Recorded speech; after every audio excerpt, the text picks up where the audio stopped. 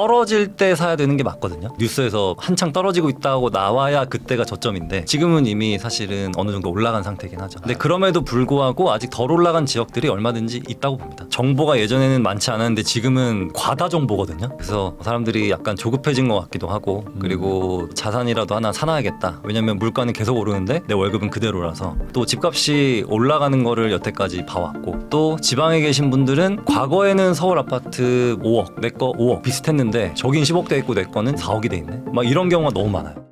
안녕하세요, 부익남입니다. 오늘은 이제 부동산 투자자이시자 웹툰 작가라고 해야 될까요? 그다음에 이제 시나리오도 쓰시고 나의 돈 많은 고등학교 친구를 또 쓰신 송희고 작가님과 함께 요즘 부동산 분위기부터 이제 앞으로 또 어떤 투자를 해야 될지 이런 이야기 한번 나눠보겠습니다. 작가님 안녕하세요. 네, 안녕하세요. 오랜만에 또 나와주셨는데 그 사이에 또 바쁘셨죠? 네, 이것저것 집필 활동도 하고 네. 거기다 이제 또 시나리오도 쓰시고. 네. 네, 그래서 지금 드라마 지금. 네, 드라마는 아마 올해 말쯤에 촬영이 들어갈 것 같아요. 네, 제가 개인적으로 저도 그 웹툰을 잘 보고 있습니다. 네이버 웹툰. 네. 거기 이제 그 김부장 이야기 네. 저도 잘 보고 있는데 오늘 이제 작가님으로 모셨다기보다는 사실 이제 부동산 투자도 오래 하셨으니까 요즘 또 분위기가 또 약간 좀 반전된 것도 있어가지고 맞아요. 많은 분들이 헷갈려하실 것 같아서 좀 의견을 구해보려고 합니다. 현재 부동산 시장을 좀 한마디로 좀 표현한다면 어떻게 좀 보세요? 다시 좀 상승세로 들어선지는 좀 이미 시간이 된 것 같아요. 네. 사실은 작년 12월부터 저는 상승세가 시작됐다고 보거든요. 네.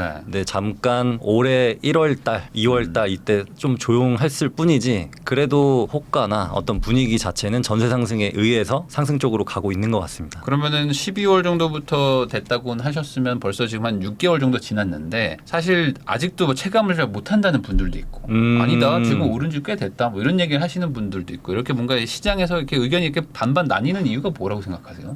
현장에 가본 사람은 느끼고요. 안 가본 사람은 못 느낍니다. 그러니까 현장에 안 가봤을 때는 사실 그걸 느끼기는 힘들다. 그러면은 사실 예전 같았으면은 현장 안 가본 사람들도 네. 막 올라가는 게 막 느껴지는 정도의 어떤 그런 광풍도 있었는데 지금은 그런 정도의 어떤 강도는 아니다. 이렇게 봐야 되는 거예요. 네, 2019년, 20년 그때 강도는 아니고요. 그렇지만 뉴스는 계속 나오고 있거든요. 전세가가 상승하고 있고 매가가 상승하고 있다고 뉴스는 계속 나오고 있는 상황이라서 아마 더 느끼실 거예요. 좀 시간 지나면.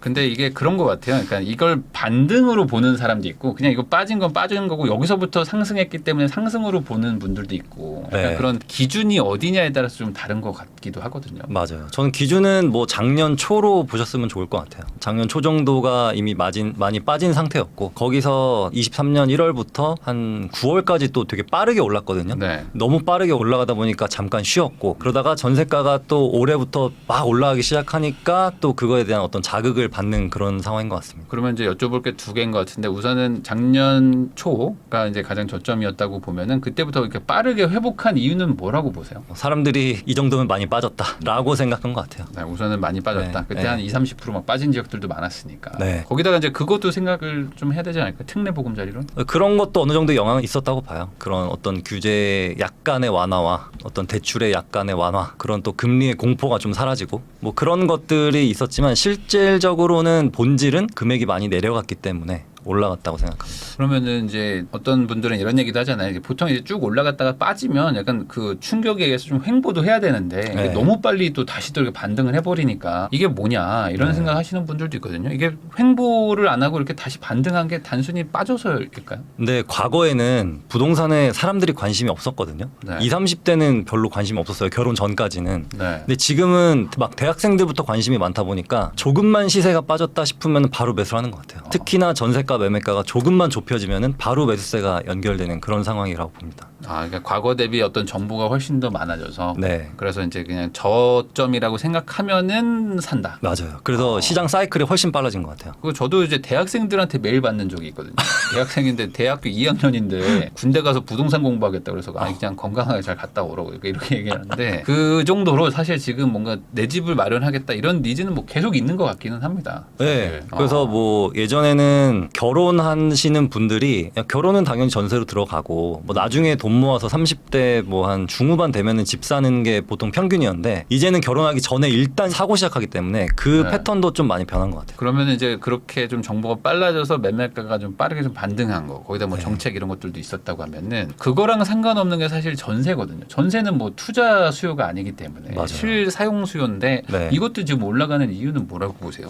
그냥 물가 상승이라고 봅니다. 물가 상승. 네, 인플레이션이라고 보고 그리고 또 하나는 신규 공급이 너무 없다는 거. 신규 공급이 좀 많아야 이게 전세가가 이렇게 안정이 되는데 사실은 작년 올해 초까지 해서 레미안 원베일리하고 그리고 DH 퍼스티어 아이파크 네. 이게 거의 만 세대가 한 번에 입주를 했거든요. 네. 근데 전세 시장엔 거의 영향이 없었어요. 네, 그 뜻은 그만큼 공급이 부족해 왔고 앞으로도 부족할 거라는 그런 의미라고 봅니다. 근데 예전에 그 2007년 8년 그때 그 엘리트 잠실에 한 12,000세대 막 입주할 때는 그때는 한번 충격이 확 컸었는데 네. 이번에는 똑같은 정도의 물량이 물론 뭐 약간 텀은 있지만 그래서 어느 정도 그 강남 뭐 반포 다 좀 충격 올 거다라고 생각을 했었는데 안 왔던 이유는 말 그대로 이제 물량이 적어서인가요? 네, 그냥 뭐 엘리트 말고도 뭐 다른 곳들도 계속 같이 있었는데 지금은 거의 없어요. 올해도 지금 둔촌주공 빼고는 없거든요. 네. 네, 그래서 이 전세가가 그냥 계속 잘 버티고 오히려 올라가는 상황이고 또 하나는 지방에서 수도권으로 쏠림 현상이 더 강해지고 있습니다.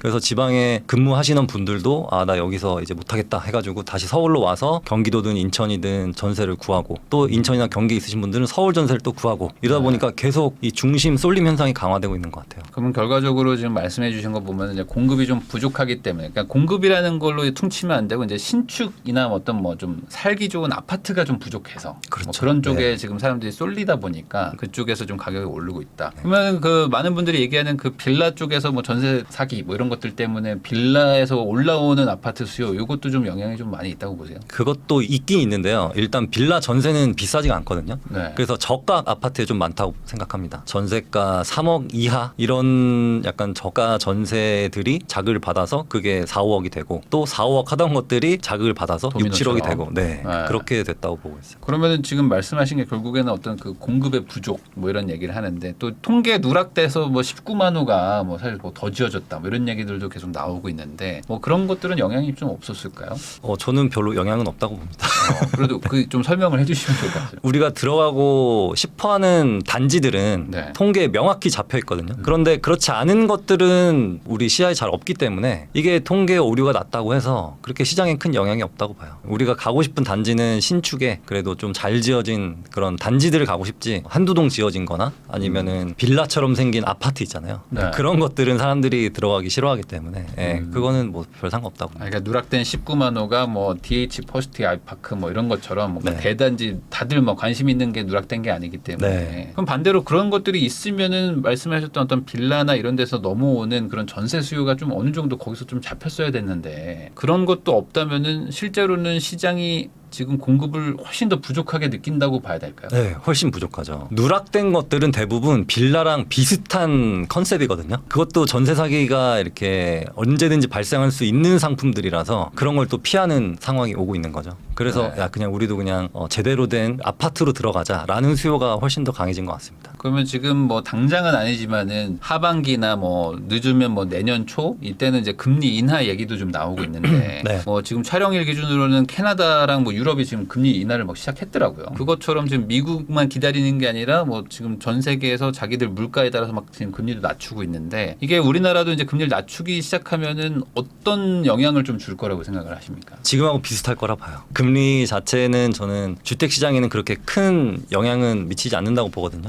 이유는 금리가 변하진 않았지만 작년 초부터 상승을 했고 그리고 잠깐 또 쉬어가다가 또 다시 상승을 하고 있고 그러니까 금리는 변화 없었는데 시장은 계속 움직이고 있거든요. 그래서 매매가 자체와 그리고 어떤 심리적인 요인이 더 중요하지 금리는 주택 시장에는 그렇게 중요하지 않다 봅니다. 오히려 건물이나 오피스텔이나 이런 상업용에 더 중요하다고 보고 있어요. 금리가 예전처럼 막 급등할 때는 모르겠으나 지금은 맞아요. 심리에 영향을 줄 정도로 막 변화가 심한 건 아니니까 네. 그러면은 지금 하반기에 인하가 된다고 해서 지금보다 수요가 막 더 폭발하거나 뭐 이러기는 쉽지 않다. 네, 그러긴 쉽지 않습니다. 그러면 지금은 금리가 상관없이 그냥 전세가 좀 시장을 끌고 올라가는 그런 분위기라고 봐야 되는 건가요? 그렇기도 하고 이게 매수세가 조금씩 붙다 보니까 이게 사람들이 떨어질 때는 관심이 없거든요.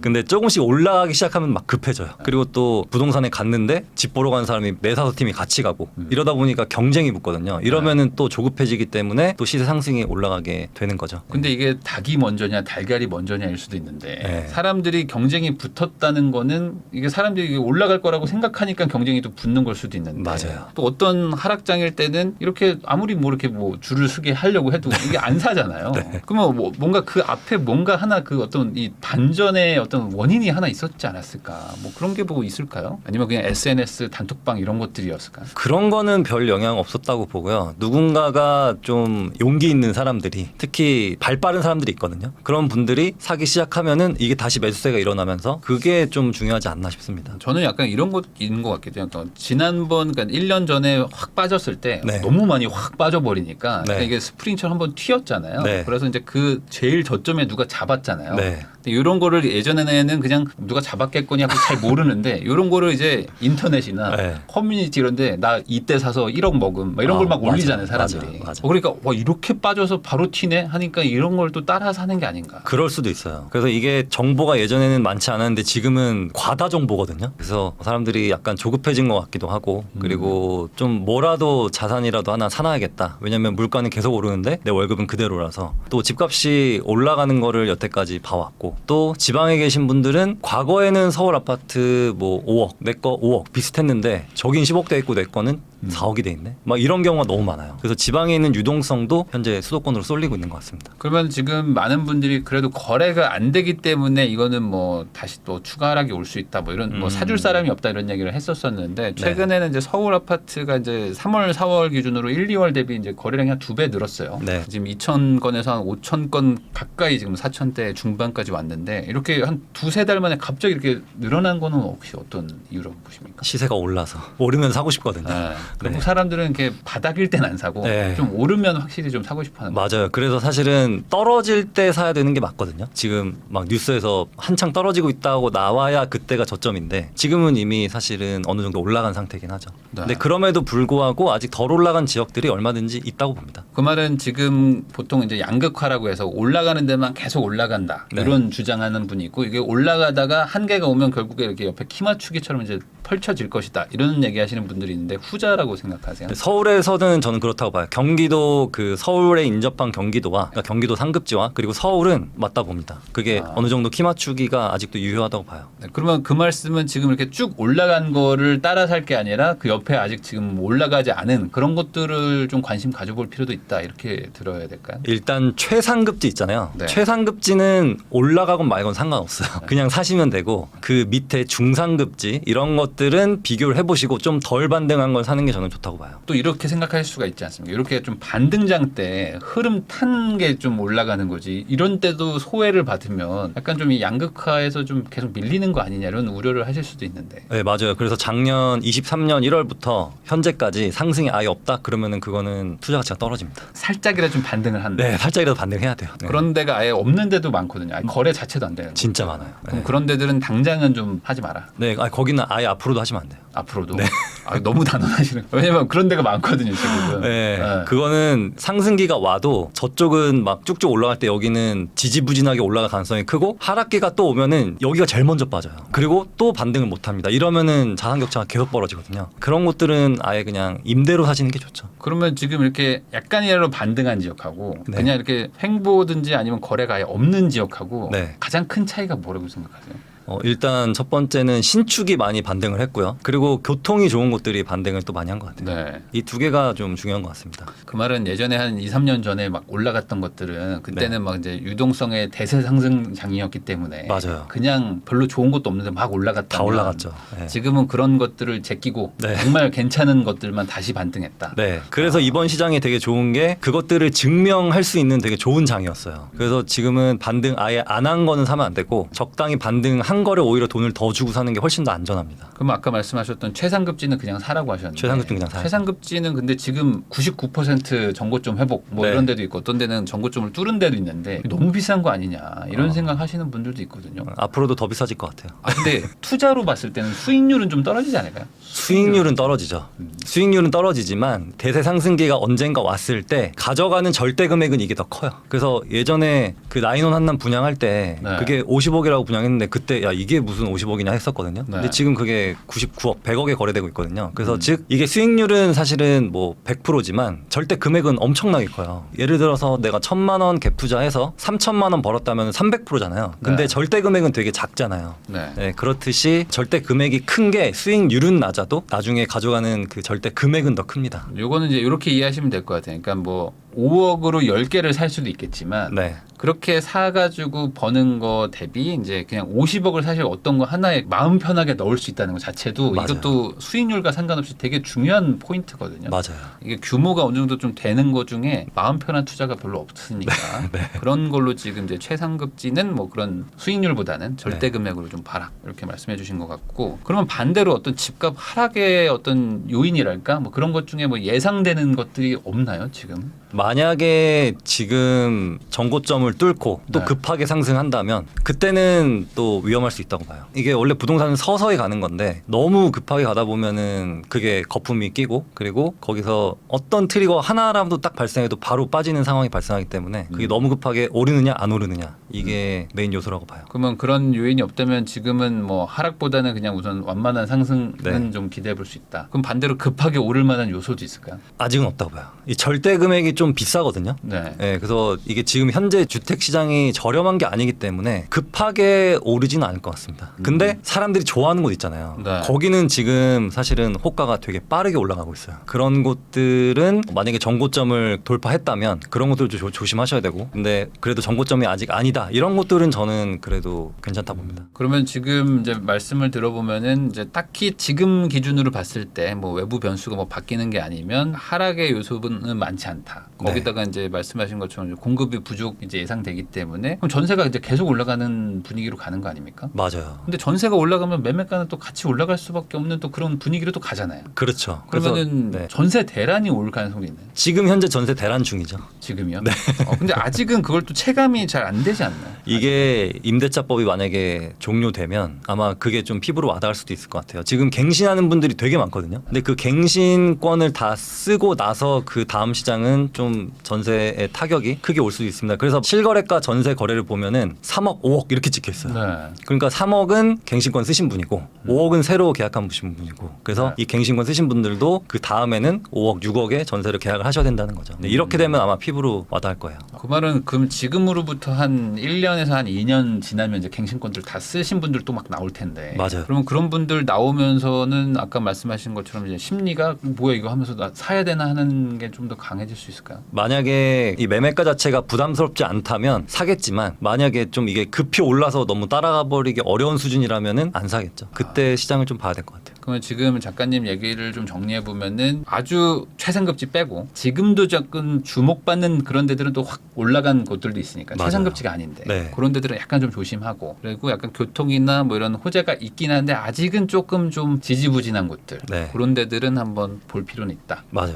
그래서 뭐 마포 같은 경우가 마포 신축 단지들이 거의 한 90% 회복했거든요. 네. 저는 마포 같은 경우는 괜찮다 봅니다. 뭐 잠실이나 가락동의 헬리오시티나 뭐 이런 것들은 저는 지금 들어가도 괜찮다고 봐요. 워낙 그 대기 수요가 많은 곳들이라서. 그런 데들도 거의 한 94, 5%까지 회복을 하긴 했는데 그럼 나머지 그 5% 먹자고 취득세 3.3% 내기는 애매하지 않습니까? 그런데 이게 만약에 다시 하락장이 오면은 그런 곳들이 반등을 또 빨리 해요. 지금 예를 들어서 마포 레미안 푸르지오의 고점에 물리신 분들이 있을 거 아니에요. 네. 그 분들이 아마 작년 재작년 좀 힘들었겠지만 지금 또 거의 다 회복을 했거든요. 그 뜻은 회복력이 빠르다는 거죠. 사실 재작년 말부터 이제 작년 초에 확 급락할 때 네. 그때가 이제 그래프로 보면은 확 급락인데 네. 그냥 집으로 생각해서 그냥 2년 텀으로 이렇게 계속 내 집값을 확인했다 맞아요. 그러면 그냥 이렇게 간 맞아요. 거죠. 맞아요. 그냥 네. 중간에 잠깐 내려갔다 다시 올라온 것뿐이지. 네, 맞아요. 그런 식으로 생각하면 회복력 좋은 단지들 네. 그런 데들 차라리 지금 뭐 정고 좀 뚫은 거 아니라면 네.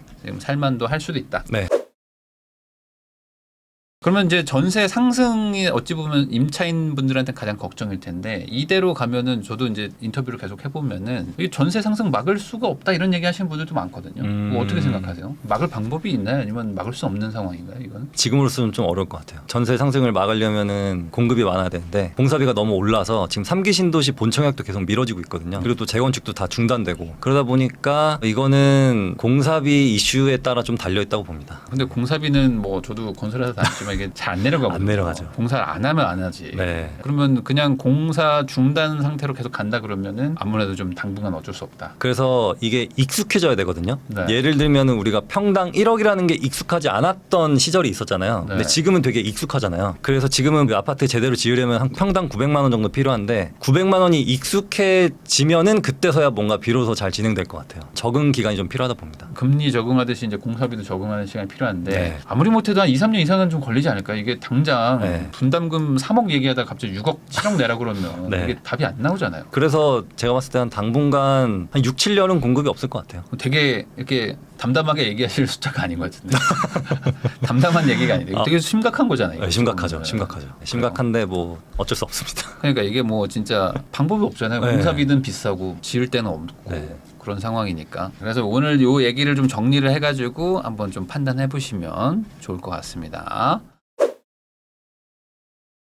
서울 같은 경우가 54주째 이번 이 방송에 다음 주 나가게 되면 55주째 아마 오르고 있을 텐데 그럼 그걸로 이제 끝난 거죠. 뭐. 서울 같은 경우는 그냥 추세가 진행되고 있는 것들이고 이 서울의 전세 상승 때문에 결국은 이 얘기는 뭐냐면은 공급 대비 수요가 많거나 수요 대비 공급이 적은 거거든요. 서울은 이미 지금 그런 시장이기 때문에 서울서 수요를 해소하지 못한 층들이 경기도 인천까지 퍼질 거라는 거죠. 안녕하세요, 부익남입니다. 오늘은 스마트 튜브 김학렬 소장님 모시고 요즘 부동산 시장 분위기랑 또 앞으로 이제 다가올 어떤 변화에 대해서 우리가 어떻게 준비해야 되는지 이야기 한번 나눠보겠습니다. 소장님 안녕하세요. 네, 안녕하십니까? 소장님 또 나오시고 난 뒤로 또 이제 시장이 최근에는 또 막 약간 언론에서도 막 네. 상승하고 있다 막 이런 얘기들이 많이 나오고 있어가지고 네. 그 아마 이 시청하시는 분들 입장에서는 한 2달 전만 해도 이런 분위기는 또 아니었던 것 같은데 갑자기 또 이렇게 바뀐 느낌을 받으시는 것 같기도 하거든요. 그러니까 언론사 기사들 이렇게 좀 경향성이라는 게 있잖아요. 예전에 네. 좀 하락 쪽이 더 많았었는데 지금은 상승 쪽이 조금 더 많은 것 같긴 하더라고요. 네. 그거만 보더라도 언론사에서도 상승 쪽에 좀 무게를 더 두고 기사를 좀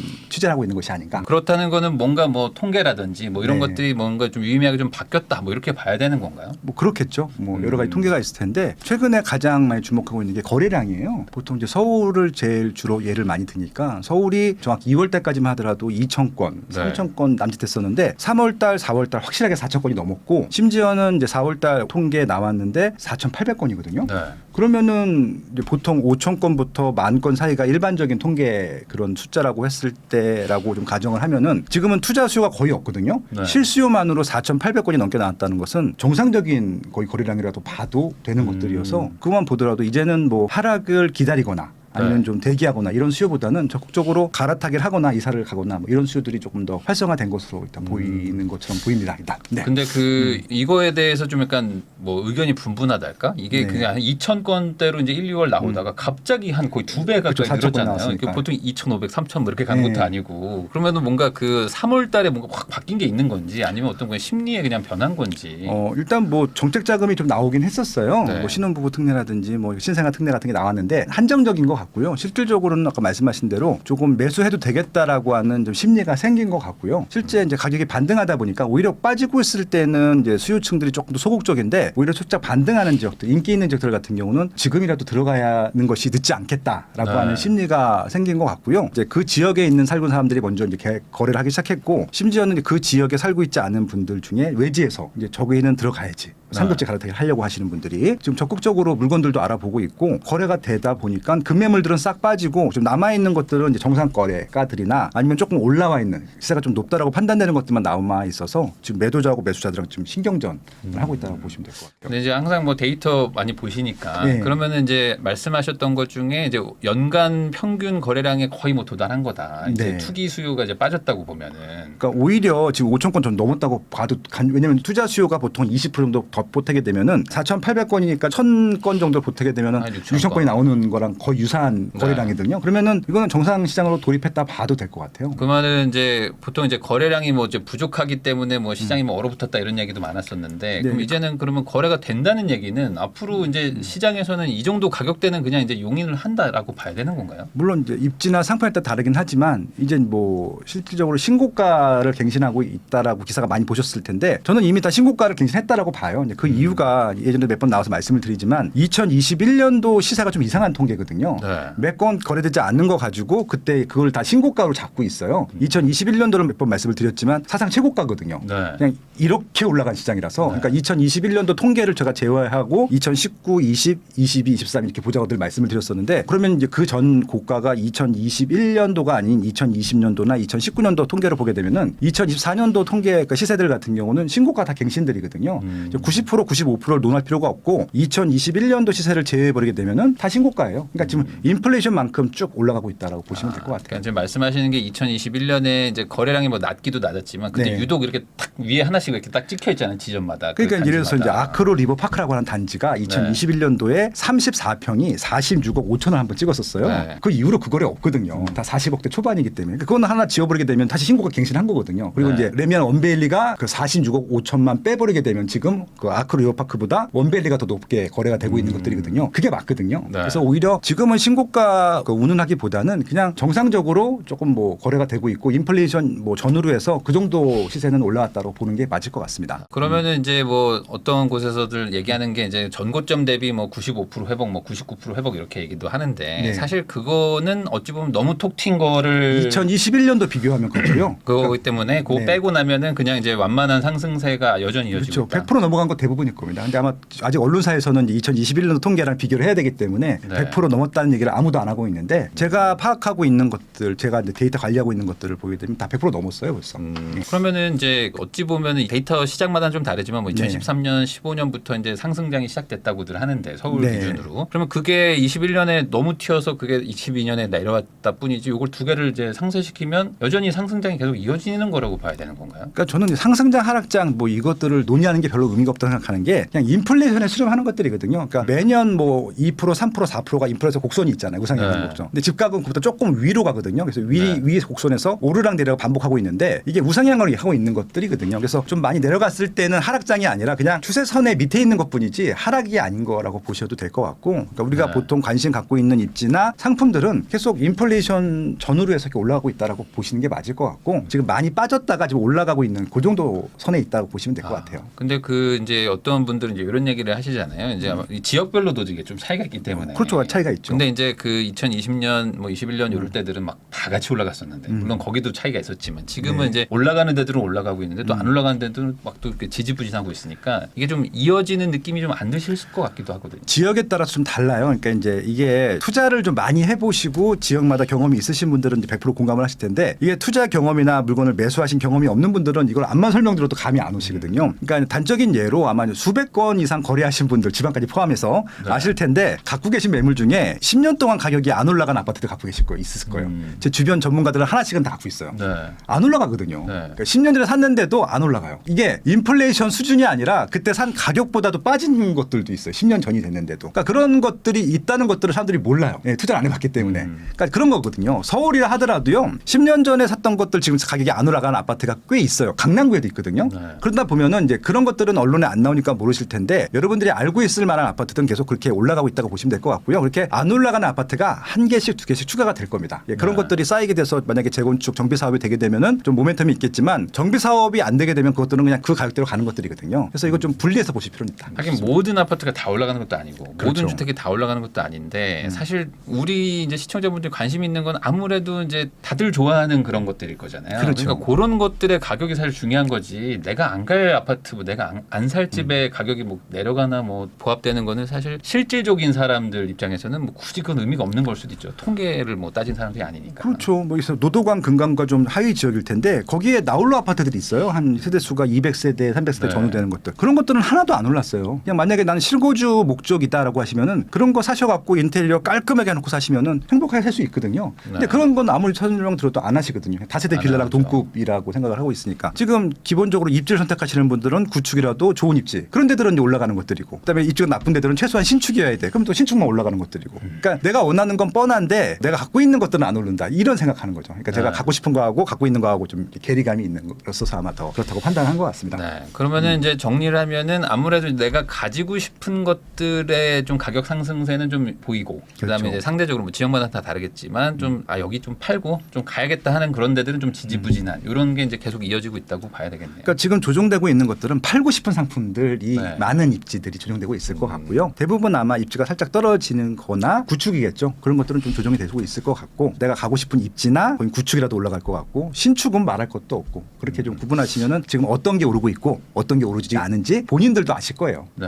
예. 그러면 그 말은 결국에 이게 지금의 어떤 흐름은 약간 갈아타기 수요가 대세다 뭐 이렇게 봐야 되는 건가요? 투자 수요 없어요. 지금 아직까지는 투자 수요층들이 적극적으로 움직일 수가 없는 시장이고 여러분들이 이제 착각하거나 오해하고 있는 게 뭐냐면은 지방 분들이 서울을 사는 경우들이 있어요. 네. 그러니까 그거는 100% 투자가 아니냐라고 반문하시는 분들이 있는데 예를 들어서 이제 이렇게 볼 수 있어요. 투자로서 살 수도 있는 것 같기도 한데 이분들이 아마 투자라고 했을 땐 저는 보통 단기를 투자라고 보는데 단기간 사고 팔 상품들은 아닌 것 같거든요. 예를 들어서 지방은 정리를 해야지 수도권 서울을 할 수 있단 말이죠. 그러면은 똘똘한 한 채를 사는 거예요. 그거는 네. 그냥 사두는 수요이기 때문에 저는 그것까지도 실수요라고 봐야 된다고 생각하고 있거든요. 그러니까 실수요의 개념은 최소한 5년 이상, 10년 이상 소유하려고 하는 수요들이 있는 아파트들은 저는 실수요라고 봐야 되는데 대부분 다 그런 생각으로 구매를 하는 아파트들은 실수요이기 때문에 지금은 그런 시장이라고 보시면 될 것 같아요. 그러니까 사서 조금 이따 팔아야지 이게 아니라 한 10년 정도 가지고 갈 생각이라면 거기 네. 실거주를 안 하더라도 사실상 수요다. 그러니까 이제 예를 들어서 이제 재건축 아파트 중에서 1등은 반포주공 1단지 네. 압구정 현대아파트일 텐데 그거를 살 수 있는 분들은 서울도 거의 많지 않고요. 지방도 없겠죠. 더군다나 압구정 현대아파트 같은 경우는 아직까지 토지거래 허가 구역이기 때문에 압구정 현대아파트를 살려면은 지방에 있는 아파트 다 정리해야 돼요. 한 채밖에 못 사기 때문에 그러면은 지방을 다 정리하고 이걸 사는 사람들이 있느냐 꽤 있거든요. 그러니까 네. 압구정 현대아파트에 거래된 것들의 등기부 등본을 띄워보게 되면 주소지가 나오잖아요. 3분의 1이 지방이에요. 그분들은 지방 거 다 정리하고 오셨다는 얘기잖아요. 그렇죠. 예, 그러니까 그런 겁니다. 그러니까 이거는 압구정 현대아파트를 사가지고 인력 올려서 팔겠다. 그러신 분들은 없을 것 같거든요. 최소한 재건축 끝나고 등기를 치고 입주를 하거나 아니면 거의 끝까지 가겠다는 생각일 텐데 그럴 만한 10년 남았기 때문에 그런 것들을 투자 수요로 볼 것이냐 저는 그건 실수로 봐야 된다고 생각하고 있거든요. 그렇게 이해하시면 아마 서울시장이라는 곳을 이해하실 수 있지 않을까. 그리고 또 최근에 거래가 많았던 것이 잠실, 엘스 이런 데들이 많은데 오늘 아침에도 실거래가 날라온 거 보니까 24억, 25억 찍힌 84가 네. 그러면은 이제 예전에 이제 2022년도 하반기나 2023년도 초반기에 20억 전후까지 있었던 것들이 그냥 다 잊혀진 것들이거든요. 대부분 다 전세를 끼고 살 수가 없으니까 거기도 대부분 다 실거주 수요란 말이죠. 네. 거기도 토지거래 허가 구역이니까 같은 개념이라고 보셔도 될 것 같아요. 지방 분들이 잠실을 갖고 싶은 거예요. 그러니까 서초구 강남구를 들어가고 싶은데 여기는 돈이 안 되니까 서초구 강남구를 제외하고 제일 좋은 아파트는 엘스니까 잠실이니까 그걸로 들어가는 거죠. 그런 수요들이 지금 어찌 보면 에셋을 파킹하고 있는 수요들이 들어오고 있다고 보셔도 될 것 같아요.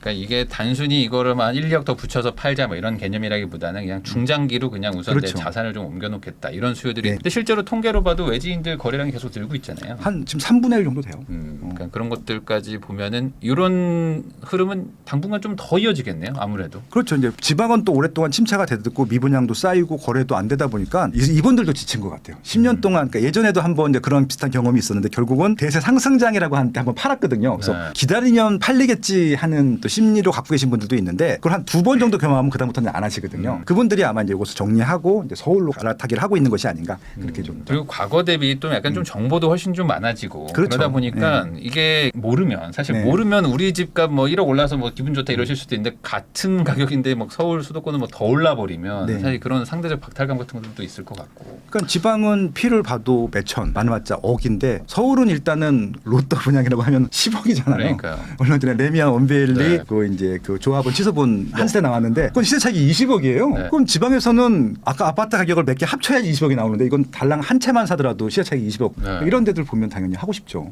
네, 그렇겠죠. 그러니까 이게 뭐 어떤 인구 감소 이런 것들 때문에 아무래도 이제 지방 분들이 많이 걱정들을 하시더라고요. 이제 그런 것들도 이제 영향을 주는 게 아닌가. 그러면 또 전세도 한번 좀 여쭤보겠습니다. 최근에 네. 또 전세도 막 이제 기사들 계속 나오고 있습니다. 지금 뭐 다시 한번 또 전세난이 온다 뭐 이런 이야기도 막 들리고 있는데 지금 전세가 실제로 상승하고 있는 거라고 봐야 되는 건지 아니면 또 뭐 이거 약간의 좀 착시일 수 있다. 뭐 어떻게 생각하세요? 전세도 지역 따라 아파트 따라 좀 좀 달래봐야 될 것 같고요. 일단 아파트와 비아파트로 따지게 되면은 비아파트는 지금 전세 시세가 좋지는 않습니다. 대부분 역전세가 낮기 때문에. 근데 비아파트 부분들은 전세 사기를 당하시거나 거기 살고 계신 분들만 관심사가 있을 테니까 그건 제외하고 많은 분들이 관심 갖고 있는 아파트만 놓고 볼게요. 서울 같은 경우가 54주째 이번 이 방송에 다음 주 나가게 되면 55주째 아마 오르고 있을 텐데 그럼 그걸로 이제 끝난 거죠. 뭐. 이거는 어떤 통계를 해석하든지 간에 어떤 전문가가 오든지 간에 55주째 올랐다라고 하면요. 이건 그냥 오른 거예요. 1, 2주도 아니고 네. 중간에 뭐 사소한 등락이 있을지 모르겠지만 55주째 0.01씩 올라도 이미 많이 오른 것들이거든요. 그래서 지금 전세 상승은 서울 같은 경우는 그냥 추세가 진행되고 있는 것들이고 이 서울의 전세 상승 때문에 결국은 이 얘기는 뭐냐면은 공급 대비 수요가 많거나 수요 대비 공급이 적은 거거든요. 서울은 이미 지금 그런 시장이기 때문에 서울서 수요를 해소하지 못한 층들이 경기도 인천까지 퍼질 거라는 거죠. 온기가 보통 퍼진다는 표현을 쓰는데 그래서 지금은 서울은 이미 지금 다 온기가 퍼져 있는 상태고 경기 인천의 어디 지역까지 온기가 퍼져 있는지 그것만 좀 판단해 보시면 되는 시장입니다. 근데 이제 저도 이제 데이터 보니까 확실히 서울 쪽은 뭐 그러니까 집값이 비싼데도 한 1, 2억 올랐는데 좀 네. 집값이 상대적으로 좀 저렴한 지역들도 전세가 꽤 많이 올랐어요. 막 1억씩도 오르고 막. 이런 그렇죠. 것들. 서울도 그렇고요.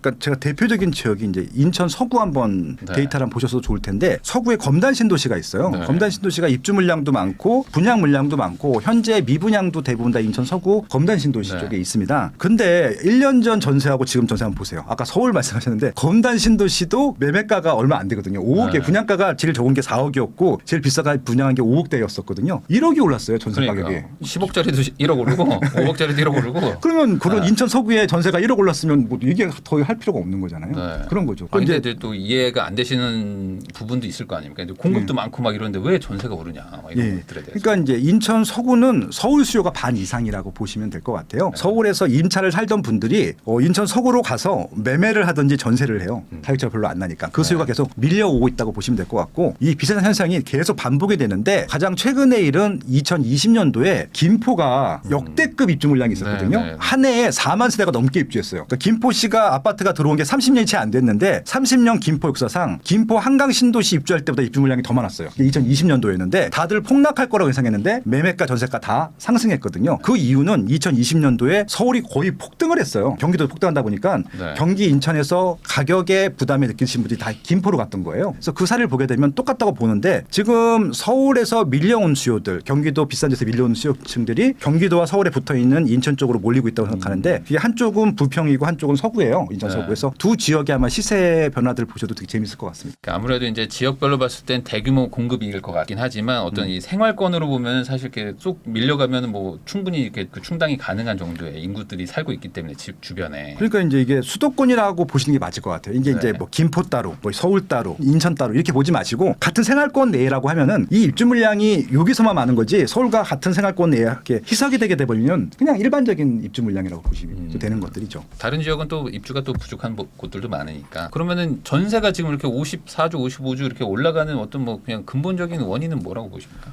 일단 전세 물량이 적어요. 절대적으로 적습니다. 그러니까 수도권 전체 물량이 예년보다 적어요. 일단 그런 것들이 있고요. 그러니까 많은 분들이 이제 둔촌주공 뭐 11월 달부터 입주하는데 그것만 보이시는 겁니다. 네. 그 외에 다른 물량들 한번 총합으로 보세요. 확실히 적거든요. 네. 적은 이유는 지난 정부에서 공급을 안 했기 때문에 그런 거예요. 그러니까 2020년도까지 2019년도 2020년도까지 피크 찍고 2021년도부터 좀 조금씩 빠지기 시작하거든요. 그러니까 네. 지금 빠진 것들이 지금 이어지고 있는 것들이고 올해도 적고 내년도 적어요. 후년도 적을 거고. 그러니까 아직까지 물량에 대한 좀 공급에 대한 대책들이 없거든요. 이 상황에서 전세 같은 경우는 전세는 누가 다주택자들이 전세를 내놔야 되는데 다주택자들이 전세 투자를 하고 있지 않아요. 아직까지도 규제가 심하기 때문에. 그래서 제 주변에 있는 다주택자들은 대부분 다 물건을 팔고 있지 사고 있지 않거든요. 그러면은 전세 물량들은 점점 줄어들 거란 얘기죠. 결국은 공급이 늘기는커녕 줄어들고 있는 상황에서 수요자들은 증가하고 있거든요. 매매로 못 가는 사람들이 그냥 전세로 오거나 다세대 빌라에서 아파트 전세로 오거나 외지에서 또 올라오는 분들이 있거든요. 일자리 때문에. 지방에서는 매일매일 수천 명씩 수백 명씩 서울 경기도권으로 상경을 하고 있거든요. 그들이 와서 다세대 빌라보다는 아파트 오려고 하다 보니까 절대 수요는 증가하고 있고 절대 공급은 감소하고 있기 때문에 당연히 전세는 올라갈 수밖에 없는 거죠. 생각해 보면 지방이 이렇게 뭐 하락하거나 뭐 지방의 상황이 안 좋다고 말하는 거는 역설적으로 생각하면 그 사람들이나 그 돈이 어딘가로 가고 있는 건데 그게 그렇죠. 이제 서울이나 뭐 수도권 쪽으로 이제 오는 거다.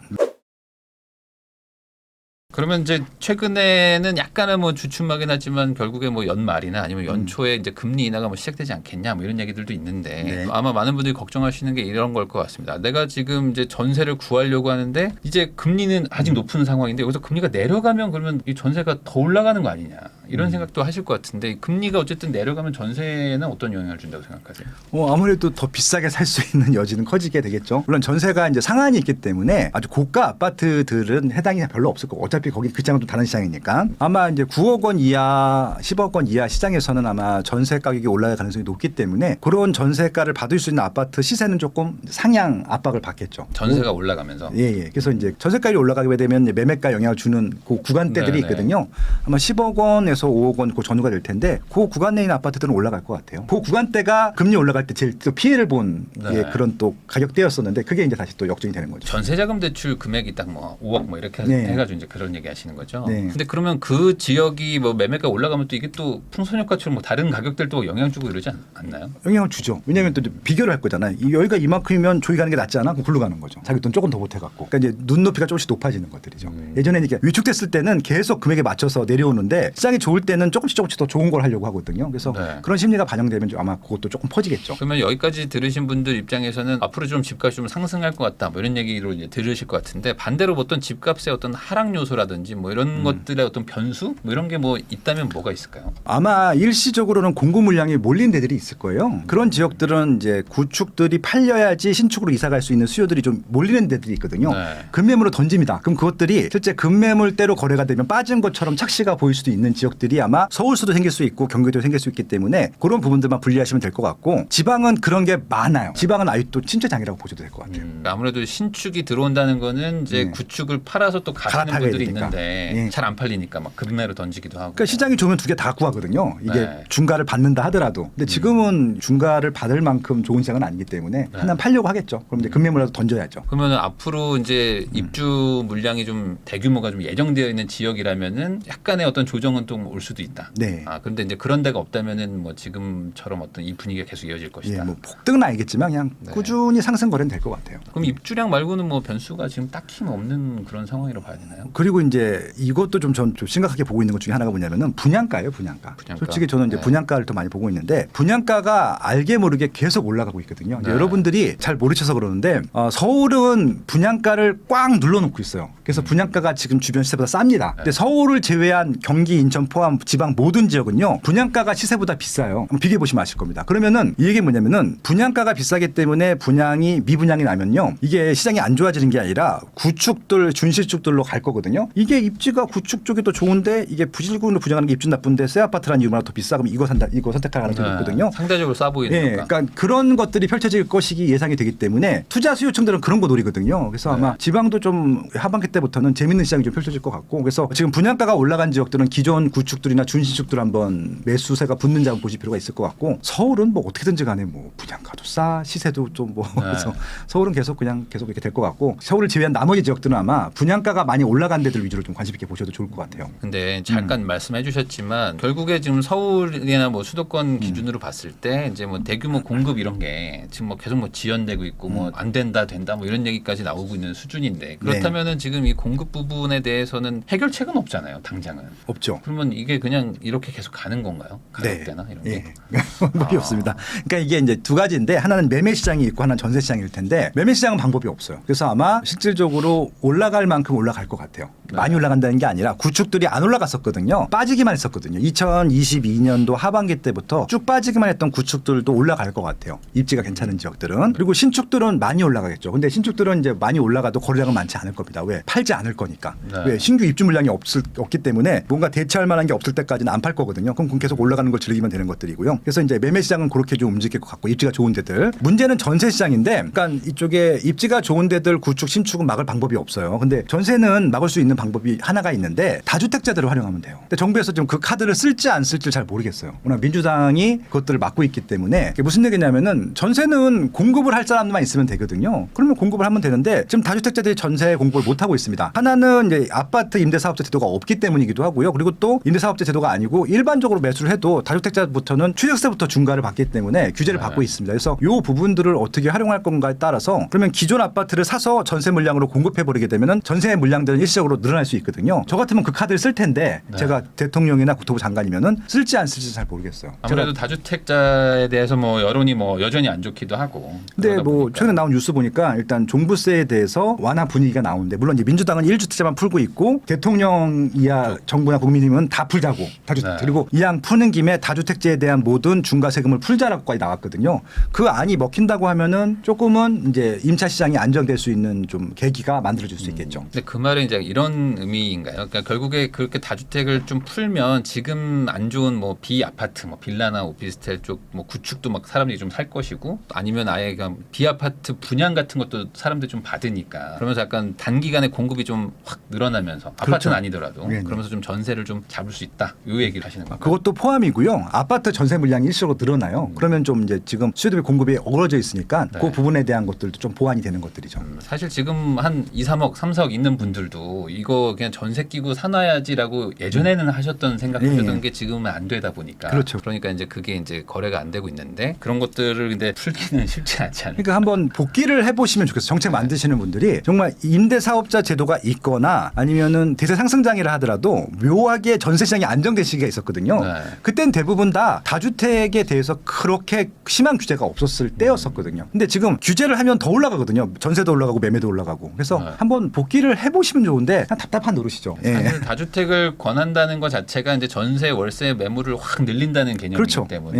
예. 이제 임차 시장은 확실히 안정이 되는데 네. 이제 그러다가 이제 가격이 또 올라버리면 또 왜 풀어줬었냐 뭐 이런 얘기 하다 보니 그런데 그건 공급을 해야 되는데 네. 이분들이 공급으로 이 시장을 풀 생각을 안 하고 규제로 풀 생각을 하다 보니까 답이 없는 거죠. 그러니까 답은 있는데 그 답안 정석대로 안 가려고 하다 보니까 네. 문제가 생기는 것들이고 돈이 없어요. 나라에서 네. 돈이 없다 보니까 그렇죠. 여러 가지 공급 문제가 좀 문제가 생기겠죠. 결국에 제일 좋은 건 세금으로 임대 아파트 막 지어버리면 되는데 그럴 돈이 그거 없으니까. 돈이 없죠. 돈이 없죠. 그럼 지금 비아파트도 지금 상황 안 좋지 않습니까? 근데 여기도 네. 결국에 제 생각에는 약간 다주택 규제를 좀 풀어야지 여기도 좀 뭔가 답이 보일 것 돈이랑 같은데. 똑같습니다. 근데 그게 만약에 안 된다고 그러면은 지금처럼 비아파트는 계속 좀 선호도가 많이 떨어지고 네. 그 사람들이 막 좀 대출 받아서라도 아파트 전세로 오고 이게 계속 이어진다면 상황이 더 안 좋아지는 거네요. 그렇죠. 근데 이게 좀 빨리 해결이 좀 돼야 될 텐데. 예, 그러니까 뭐 항상 문제가 터진 다음에 우리 정치권에서 움직이는 게 일반적인 패턴이었기 때문에 그거는 뭐 저희가 이렇게 저도 매일 뉴스 브리핑 아침마다 라이브 할 때 얘기를 하는데 그리고 공구 세미나를 최근에 3군데 정도 다녔었는데 똑같은 얘기를 말씀을 드렸어요. 근데 이분이 그 얘기를 무슨 얘기인지 이해를 못해요. 어떻게 다주택자를 풀어주는데 풀어주냐. 예, 이게 네. 시장이 안정되냐라는 생각밖에 없기 때문에 이게 머릿속에 각인이 돼 있어갖고 그러니까 그분들한테는 논리가 더 이상 안 되겠더라고요. 약간 저도 이게 경험이 있는데 제가 네. 예전에 그 무슨 오피스텔 신축 분양하는 뭐 그 모델하우스 같은데 뭐 한번 간 적이 있었거든요. 네네네. 거기 가시면은 뭐 다 아시겠지만 60대 70대 할머니 할아버지 분들이 네. 그냥 월세 좀 받아볼 목적 뭐 이런 목적으로 그냥 막 분양 막 받으셨잖아요 옛날에는. 그쵸, 그쵸. 예. 그런 게 다 전세 월세 매물로 다 나왔었던 그럼요. 거고. 네. 그래서 또 이제 공급이 막 됐던 건데 네. 지금은 그런 분위기가 아니잖아요. 예, 오피스텔도 없고 지금 1인 가구들도 좀 큰일 났어요. 거기는 좀 월세가 더 올라가고 있거든요. 이제 100만 원 넘는 월세가 대부분일 겁니다. 1인 가구 원룸이라도. 그래서 저는 오히려 그 시장 젊은 친구들이 더 걱정되기도 해요. 공급 물량이 적은데 금리도 높지 않다. 그리고 깡통 전세, 역전세가 지속이 되고 있기 때문에 비아파트 시장의 수요자들이 임대 시장으로 또 전이되는 부분도 있고 전반적으로 본다면 수요 증가, 공급 부족의 전형적인 상승장이 형성이 되고 있고요. 그러면 이게 이제 관건은 그거잖아요. 그래서 전세 언제까지 오르는 거야? 네. 이게 올 하반기에 오르고 내년에 뭐 전세 가격이 또 안정이 되거나 떨어진다라고 하면 그렇게 불안할 네. 요인이 없는데 안녕하세요. 부익남입니다. 오늘은 김인만 부동산 경제연구소의 김인만 소장님하고 부동산 이야기 한번 나눠보는 시간 가져보겠습니다. 소장님 안녕하세요. 안녕하세요.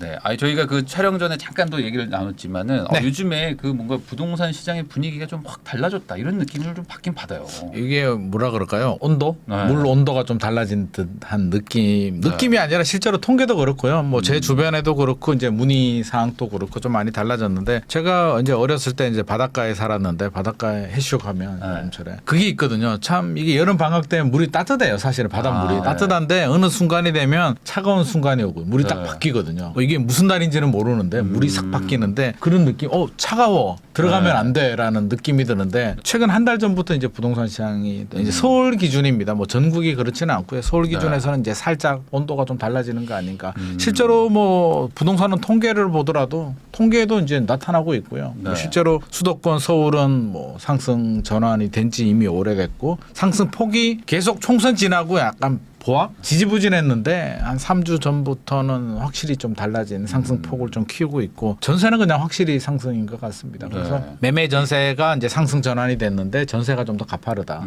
아무래도 전세 상승을 보고 또 불안하신 네. 마음도 좀 들 수도 있고요. 그러면 우선 지금 전세 상승이 어쨌든 지금 어떤 그 심리를 좀 바꿨다. 뭐 이렇게 볼 수도 뭐 있을 여러 것 가지 같은데. 요인이 있겠죠. 네네. 전세 상승의 어떤 이유는 뭐라고 보세요? 그러니까 반대로 묻고 싶어요. 전세가 언제 떨어졌나요? 전세요. 네. 저번에 뭐 금리 확 올라왔을 때. 그러니까 그때 네. 2022년 하반기 네. 금리가 확 올라갔을 때 올라가니까 대출이자 부담이 늘어나니까 깜짝 놀란 사람들이 월세로 전환되면서 네. 전세 가격이 좀 떨어졌고요. 그 외에 전세 가격이 언제 떨어졌냐 그러면 이제 입주 물량이 많이 나올 때 네. 헬리오시티 9,510세대 나올 때 지금 강동구 좀 어렵죠. 네. 올림픽파크 포레온 물량들 나오고 그러니까 전세 가격은 물량이 많이 나올 때 또 대출이 시행이 되니까 금리가 많이 오를 때 그것도 갑자기 많이 오를 때가 위축이 되는 건데 지금 뭐 금리가 사실 이제 언제 내려가는 거야라는 게 이제 포인트지 언제 올라가라는 분위기는 아니잖아요. 네. 기본적으로 이제 실제로 대출 금리도 좀 많이 내려왔죠. 최근에 실질 금리는 좀 내려왔죠. 쭉. 실질 금리 좀 내려왔어요. 최근에 은행에 뭐 대출 받는 거 물어보니까 뭐 KB 같은 경우는 뭐 이렇게 하면 한 3.5% 정도 대출 금리가 3.5% 정도 나오니까 그 정도면 뭐 고금리 아니잖아요. 그래서 실제로 이제 금리도 많이 내려왔고 전반적으로 보자면 내려갈 요인을 저는 찾지를 못하는 것 같아요. 그런데 반대로 올라갈 요인이 뭐가 있냐면 이제 첫 번째는 이제 입주 물량인데 물량이 많이 나와줘야 되는데 서울에 이제 강동구 빼고 입주 물량이 많이 나올 곳이 사실상 거의 전멸인 상태고 건설업계 뭐 우리 알다시피 거의 뭐 굉장히 어려운 상황이죠. 이런 어려운 상황에서 건설업계가 공격적으로 땅을 추가 확보해서 공급 물량을 늘린다. 현실적으로 있을 수 없는 얘기고 기존에 잡아둔 걸 잘 마무리하기도 지금 굉장히 버거운 상황이기 때문에 공급 물량이 적은데 금리도 높지 않다. 그리고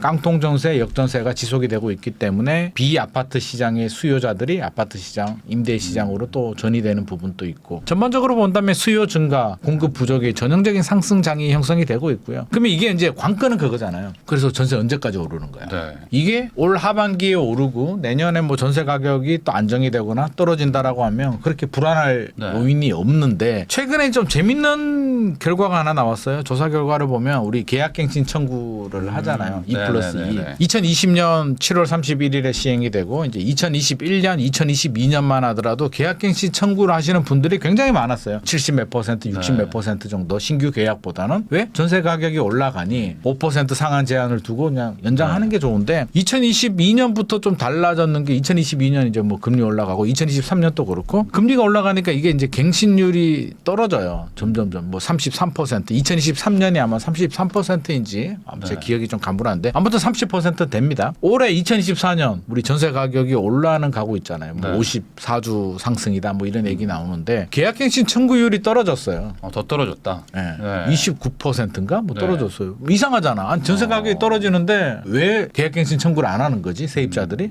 왜 안 할까요? 세입자들은 다 계산이 있단 말이에요. 네. 무슨 계산이 있냐면 자 지금이 전세 가격이 많이 올랐다면 당연히 계약갱신 청구를 하는데 최근에 보면 이제 폭등 상황은 아니잖아요. 그냥 매매 가격도 그렇고 전세 가격도 조금씩 올라가는데 예를 들어 보죠. 한 5천만 원 올랐어요 지금. 네. 계약갱신 청구를 할까 말까 고민이 되는데 생각을 해보니 2년 후에 또는 얼마 오를까? 지금 상황을 보니 2년 후에는 더 올라갈 것 같은. 우리도 다 그렇게 생각하고 있잖아요. 2년 후에 전세 가격이 떨어질까요? 떨어질 요인이 없거든요. 오히려 올라가면 올라갔지. 네. 인허가 물량, 착공 물량이 줄어든단 말이에요. 지금은 5천만 원인데 2년 후에 1억 5천이 올라갈 가능성도 있을 것 같아. 그러면 어떻게 할까요? 5천만 원 내고 그냥 연장하는 거예요. 갱신 계약. 네. 하고 하나뿐인 계약갱신 청구 카드는 쟁겨두고 있다가 뭐 2년 후에 하면 사용하고 그때 상황이 전세 가격이 떨어져. 그럼 안 하고 더 떨어진 대로 가면 되니까. 계약갱신 청구를 지금 아껴두고 있다는 얘기는 시장의 세입자들이 앞으로 장기 상승에 전세 가격 상승에 지금 베팅을 하고 있다. 그러니까 이게 기존에 계약한 시세 대비 뭐 많이 올랐으면은 당연히 이번에 쓰겠지만. 그렇죠. 뭐 1억, 2억 올려달라 그러면 그냥 계획갱신 청구하고 2년 연장을 하는데 그냥 지금 조금 올랐기 때문에 차라리 그냥 지금 2년 더 시간 벌고 조금 올려주고 나중에 많이 올라가면 그때 청구권 쓰겠다라는 전략을 쓰고 있습니다. 그러니까 말씀하신 대로 하면은 이제 최대 한 6년 정도도 막 살아볼 수도 있을 6년 것 살 같고. 수 있죠. 그 6년의 카드를 가지고 내가 떨어지면 다른 집을 가면 되니까. 네. 근데 굉장히 그게 현명한 아니라 선택이죠. 지금 써버리면은 이제 4년 딱 살고 이제 다음번에는 많이 올려줘야 되니까. 그래서 지금 최근에 이제 2+2를 이미 쓰신 분들이 네. 지금 이제 만기돼서 이제 돌아오신 분들 있잖아요. 더 자극을 하고 있죠. 네. 근데 이런 분들이 지금 이제 딱 보니까 이제 전세가도 한 4년 전 대비 막 올라가 있고. 하니까 당연히 올라가죠. 이거 어떡하지 하시면서 그때 좀 이제 깜짝 놀라가지고 뭐 집을 사거나 뭐 이런 분들도 있는 거예요. 당연하죠. 그러니까 이런 분들이 우리 당연히 예상을 했잖아요. 아니 물가도 4년 전보다 지금 물가가 얼마나 올랐나요? 네. 김밥값만 하더라도 4년 전하고 지금하고 비교가 안 될 정도로 올랐는데 물가는 다 오르는데 내 전세금은 안 오른다? 그거 있을 수 없는 얘기죠. 당연히 네. 올라가는 건데 이게 약간 저는 계약갱신 청구가 저는 약간 조삼모사?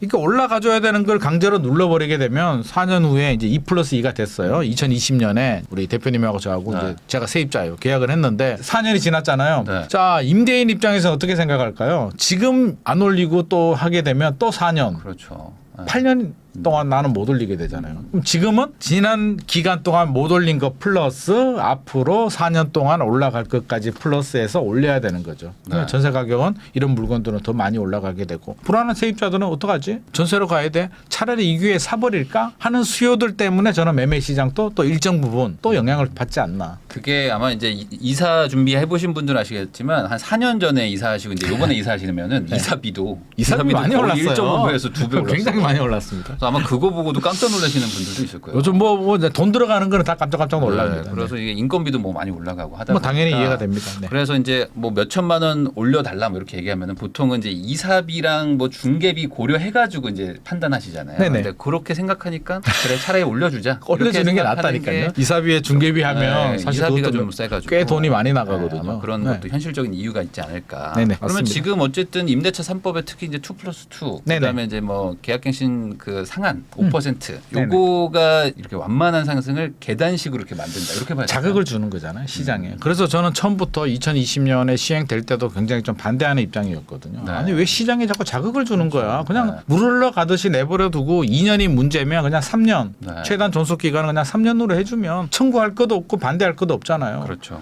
사실 2년에서 3년 가는 건 또 임대인들도 1년 늘어나는 거야. 네. 또 감내할 수는 있는데 이게 2배가 늘어나는 건 다른 개념이기 때문에 저는 첫 단추가 저 잘못 끼워졌다라는 생각이 들고요. 최근에 이제 정부가 손질을 하겠다. 나는 이야기가 또 나오고 있는데 저는 이것도 또 불안해요. 왜냐하면 정책이란 건 나오게 되면 시장의 수요자들은 어떤 식으로든 반응을 하게 돼 있거든요. 긍정의 반응이 있을 수도 있고 부정의 반응이 있을 수도 있는데 자 폐지한다 그러면 어떻게 될까요? 만약에 폐지가 안 되겠으나 네. 만약에 폐지한다 그러면 나 계약갱신 청구 쓰려고 아껴뒀는데 준비했던 분들 어떡하지? 네, 네. 아마 대혼란이 생기게 되고 지금 집을 사야 되는 거야. 아마 혼돈의 그 상황에 그러겠죠. 빠져드니까 그건 있을 수가 없는 거고. 근데 정부는 손을 대겠다고 하는 거고 야당은 반대한다고 하고 네. 현실적으로 좀 쉽지 않다. 그래서 저는 5% 상한 요율이라도 좀 조정했으면 좋겠다. 5%라도. 5%는 사실 좀 너무하지 않나. 사실 어떤 이게 좀 시세에 맞춰서 그냥 계약을 갱신한다 이렇게만 해도 그러니까 많이 안 올린다 네, 네. 정도만 잡아줘도 괜찮은데 5%는 사실 우리 임대사업자들 뭐 안 올리는 것도 아니고 네. 너무하기 때문에 저는 요걸 좀 현실화하는 안 정도는 여당 야당이 충분히 합의를 해주면 좋을 것 같고요. 약간의 절충안 절충안. 그리고 또 하나는 그런 거 있잖아요. 지금 임대인 입장에서 보면 굉장히 열받는 게 우리 묵시적 갱신이 되면 네. 이제 계약 기간이 됐는데 집주인이 깜빡하고 아니면 또 뭐 일부러라도 통보를 안 해가지고 연장이 되면 이제 자동 2년 연장. 자동 연장이죠. 묵시적 갱신인데 묵시적 갱신 기간 중에도 임차인 세입자는 해지를 요구할 수 있잖아요. 그냥 나가고 싶으면 나가야 된다. 나가면 되죠. 그럼 3개월 후에 이제 네. 돈을 줘야 되는데 이게 2+2 계약갱신 청구에도 똑같이 적용이 된단 네. 말이에요. 아니 분명히 세입자가 2년 더 살겠다고 청구권을 사용을 했는데 그래서 나는 다른 세입자 구하지도 않고 뭐 여러 네. 가지 뭐 했는데 좀 살다가 옆집이 더 저렴하게 나왔네. 나 옆집으로 갈래. 그냥 빼주세요. 네. 빼줘야 된단 말이에요.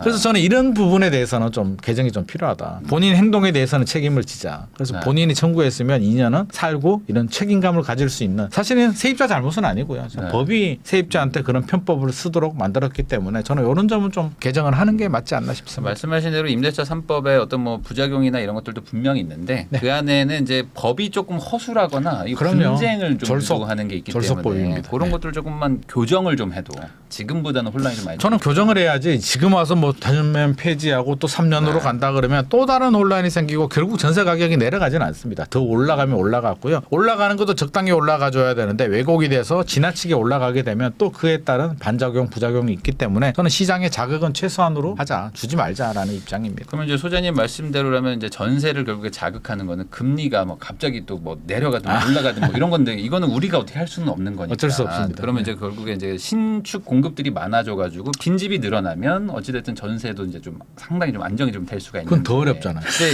이게 지금 현실적으로 좀 어렵잖아요. 상황이잖아요. 안 되잖아요. 그럼 이게 반대로 얘기하면 앞으로 또 다시 한번 또 전세난 같은 게 막 올 가능성이 있는 건가요? 저는 시작했다라고 보여집니다. 특히 서울 같은 경우는 전세난 시작했고요. 아니 서울의 전세 가격이 떨어질 요인이 뭐가 있냐고요. 공급 물량이 나와야 되는데 이제 강동구는 아마 2025년 내년 상반기 지나가면 사실 끝나잖아요. 올림픽파크 포리언 입주가 몇 년 동안 하지도 않을 그 거잖아요. 뒤로는 진짜 없죠. 그러니까 2025년 하반기 넘어가게 되면 서울은 이제 거의 안 나온단 말이에요. 네. 그러면 서울은 또 재건축 재개발이죠. 재건축 재개발은 신속통합기획 해 그러면 뚝딱 되나요? 이게 10년 전부터 풀어주고 준비를 해서 그 결과가 나와야 되고 문재인 정부 시절에 이제 입주 물량이 서울에서 좀 많이 나오긴 했습니다. 47,000호, 48,000호 정도 나왔는데 문재인 정부 때 잘해서 입주 물량이 나온 게 아니라 박근혜 MB 정부 때 풀어준 규제 완화의 네. 효과가 이제 그때 열매를 딴 거고요. 제초안 유예해주고 유예해주고 여러 가지 많이 네. 했잖아요. 그러면 사실은 박원순 전 서울시장 시절도 그렇고 뭐 여러 가지 논리는 있습니다만 규제를 좀 많이 했기 때문에 재건축 재개발 뭐 젠트리피케이션 우려 때문에 막고 있는 부작용들이 지금 나오고 있고 최근에 신속통합기획이라든지 여러 가지 뭐 서울시에서 모아타운이라든지 규제도 풀어주고 열심히 프로모션 해주는데 그 결과가 언제 나오겠냐고요. 저는 빨라야 10년 후에 나온다. 1기 신도시 될까요? 언제? 되긴 되겠죠. 2027년에 착공 어떻게 들어가냐고. 정부는 2027년 착공 계획이라고 하는데 뭐 그거 아시잖아요.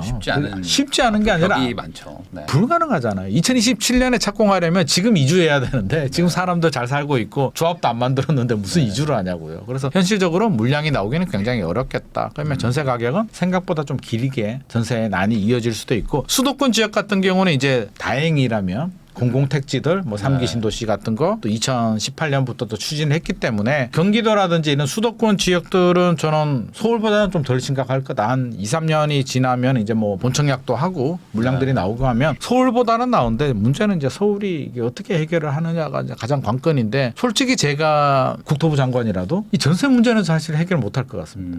매매는 그렇잖아요. 집값 오르면 여러 가지 어떻게 뭐 세금을 더 때리든 뭐 세금을 때리든 대표님이나 제가 뭐 국토부 장관이 되면 더 독하게 할 수 있잖아요. 아니까 더 독하게 할 수 있는데 전세는 답이 없어요. 전세를 어떻게 막지? 실수요자들 보고 대출 안 해줄까요? 대출 안 해주면 신혼부부들 어떻게 해요? 그러니까요. 그래서 이게 대출도 안 해주고 여러 가지 안들이 있지만 현실적으로는 또 그게 불가능한 아니고 실수요자 시장이기 때문에 저는 전세는 그냥 시장에 맡겨야 되고 당분간은 상승 흐름 이어갈 수밖에 없다. 우리 과거에도 2011년, 12년도 서울이 굉장히 어렵고 막 여러 가지 때도 그때도 전세 가격은 꾸준히 올랐고 저는 지금 또 내려갈 요인은 물량이 많이 나와야 되는데 또 일부 이제 전문가들은 서울 물량 많이 나와라고 주장하시는 분들은 많이 나온다면 된다니까요. 근데 저는 많이 나오지는 않을 것 같아서 아무리 봐도 제 입장에서는 물량이 안 나온다는 게 전제 조건으로 서울의 전세난은 좀 짧으면 3년 길게는 적어도 5년은 갈 것 같습니다. 그러면 이제 보통 과거의 정권들 보면은 이럴 때 보통 이제 아파트가 이제 문제가 되니까 네. 비아파트들 뭐 오피스텔이나 뭐 이제 뭐 도시형 생활주택 이런 것들 막 지어가지고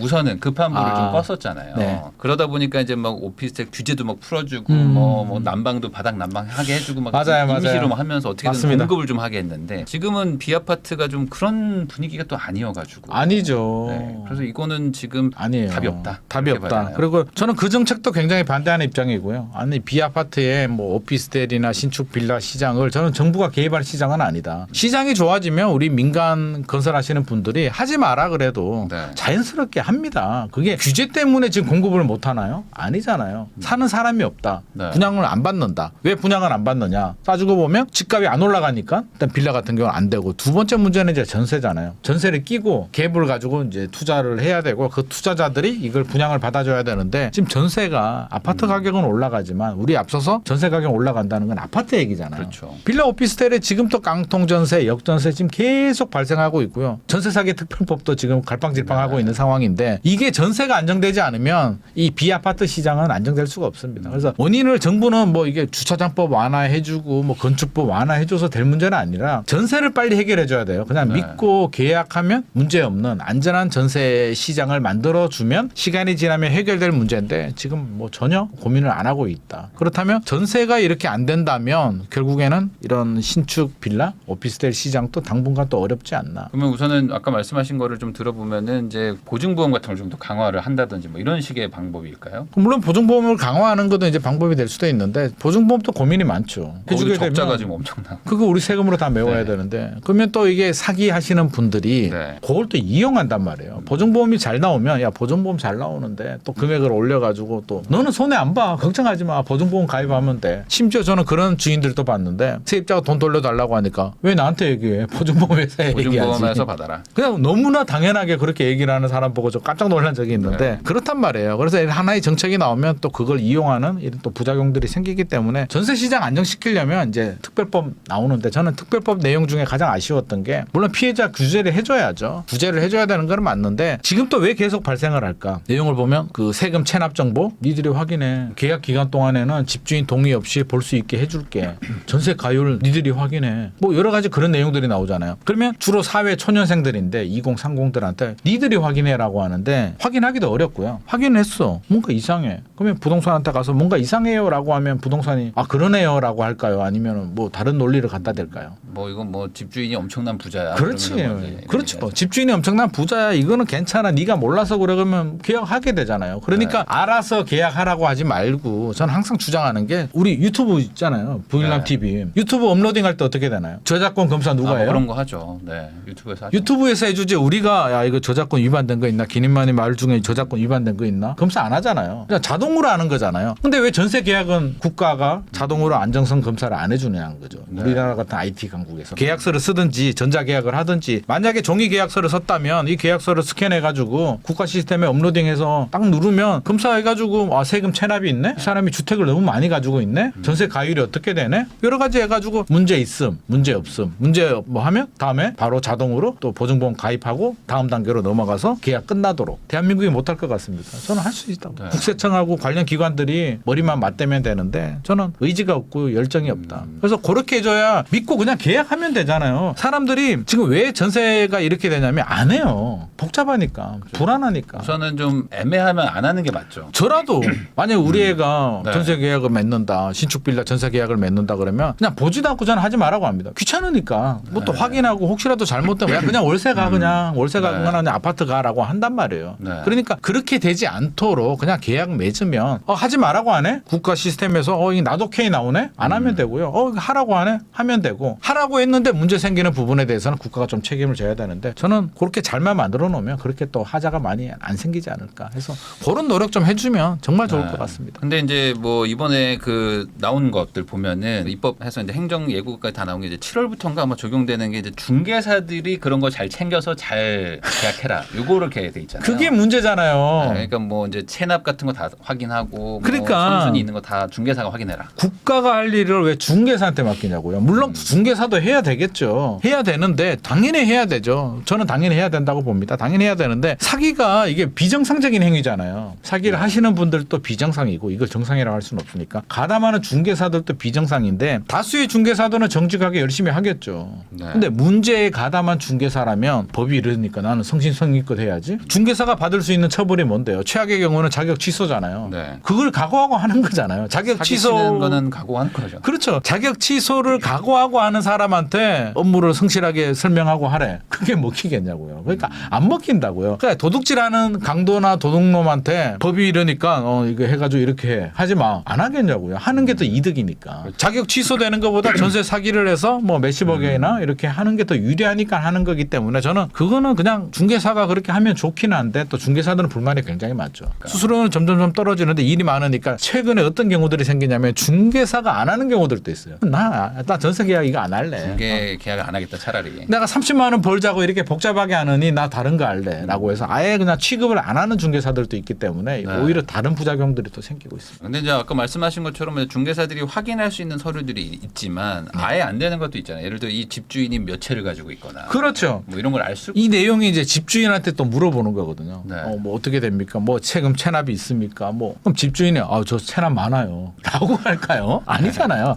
문제 없습니다라고 얘기를 하죠. 그럼 집주인은 그 얘기를 듣고 했는데 문제가 생기면 책임은 져라는 거잖아요. 그러니까 제가 이 상황이라면 저도 안 합니다. 이거 왜 골치 아프게? 그럼 집주인한테 꼬치꼬치 물어보죠. 서류 가지고 오시고요. 세금 체납 뭐 다 확인하고 하면 하겠냐고. 야 너한테 안 맡겨. 너 다른 데 갈래. 그럴 확률이 높죠. 높죠. 네. 그러니까 이거는 현실성이 굉장히 결여됐다. 너무나 탁상행정이라는 말씀 드리고 싶습니다. 네. 그러면은 이제 이렇게 지금 진행이 된다고 하면은 뭐 당분간 또 이제 사회초년생 대상으로 또 이제 전세 사기나 이런 것들이 뭐 또 시도하는 분들은 여전히 있을 텐데 계속 있죠. 이런 걸 좀 예방하기는 좀 쉽지 않다. 저는 시스템에서 걸러내지 않으면 물론 네. 이제 교육 같은 것도 많이 해야 됩니다. 저도 최근에 이제 성동구청 가가지고 전세사기 특별법 뭐 강의도 하고 했는데 의외로 모르는 분들 굉장히 많고요. 제 후배들도 너무나 당연한 건데 모르고 있는 분들이 많아서 이런 뭐 캠페인이라든지 이런 교육들 좀 많이 해야 될 것 같고요. 저는 그런 거 들어오면 돈 상관없이 해주거든요. 네. 굉장히 적게 줘도 그냥 해줍니다. 이거는 미래 세대를 위해서 해야 될 일이기 때문에 이런 거 많이 하고 국가는 또 안전한 계약 시스템 그냥 믿고 계약하면 하도록 믿고 계약했는데 국가가 오케이라고 했는데 문제가 생기는 거는 국가가 좀 책임을 지자. 그게 네. 그렇게 많이 나오겠습니까? 그래서 저는 그렇게 한다면 그냥 우리 일반인들 바쁘잖아요. 먹고 살기도 바쁜데 제발 이런 거 가지고 좀 스트레스 안 받게 좀 해주면 좋을 것 같습니다. 사실 이게 그 잘 몰라서 계약을 했다가 이게 막 사기로 가고 막 이런 것들도 많기 때문에 아예 예방을 하면 제일 좋은데 그렇죠. 그 예방을 중개사 뭐 임대인 임차인이 알아서 해라라고 하는 그러니까 거는 저는 사실 안 그거는 되는 사람 보고 거죠. 알아서 하라고 한 거는 저는 사람을 믿지 않고 있기 때문에 시스템 내 자신도 못 믿는데 뭐. 네. 그러면 이제 이런 얘기를 좀 들으신 아마 시청자분들은 이런 생각이 들 것 같습니다. 그러면 지금 이게 비아파트 쪽은 전세 가기 좀 힘들어하고 여전히 그럴 것 같고 그다음에 네. 또 아파트로도 수요도 계속 몰릴 것 같고 근데 이제 전세 내려갈 확률이 또 없다 이러면은 전반적으로 지금 이제 뭐 전세가 막 뛸 것 같고 그럼 전세 뛰면 보통 월세도 같이 올라가잖아요. 그런 경향들이 네, 있죠. 그럼 임차인 입장에서는 쪽으로. 정말 지금 뭐 어찌 보면 약간 좀 사면초가 같은 느낌을 받으실 수도 있을 것 같아요. 임차인 입장에서는 사실 지금 제일 답답하신 분들이 임차인입니다. 왜?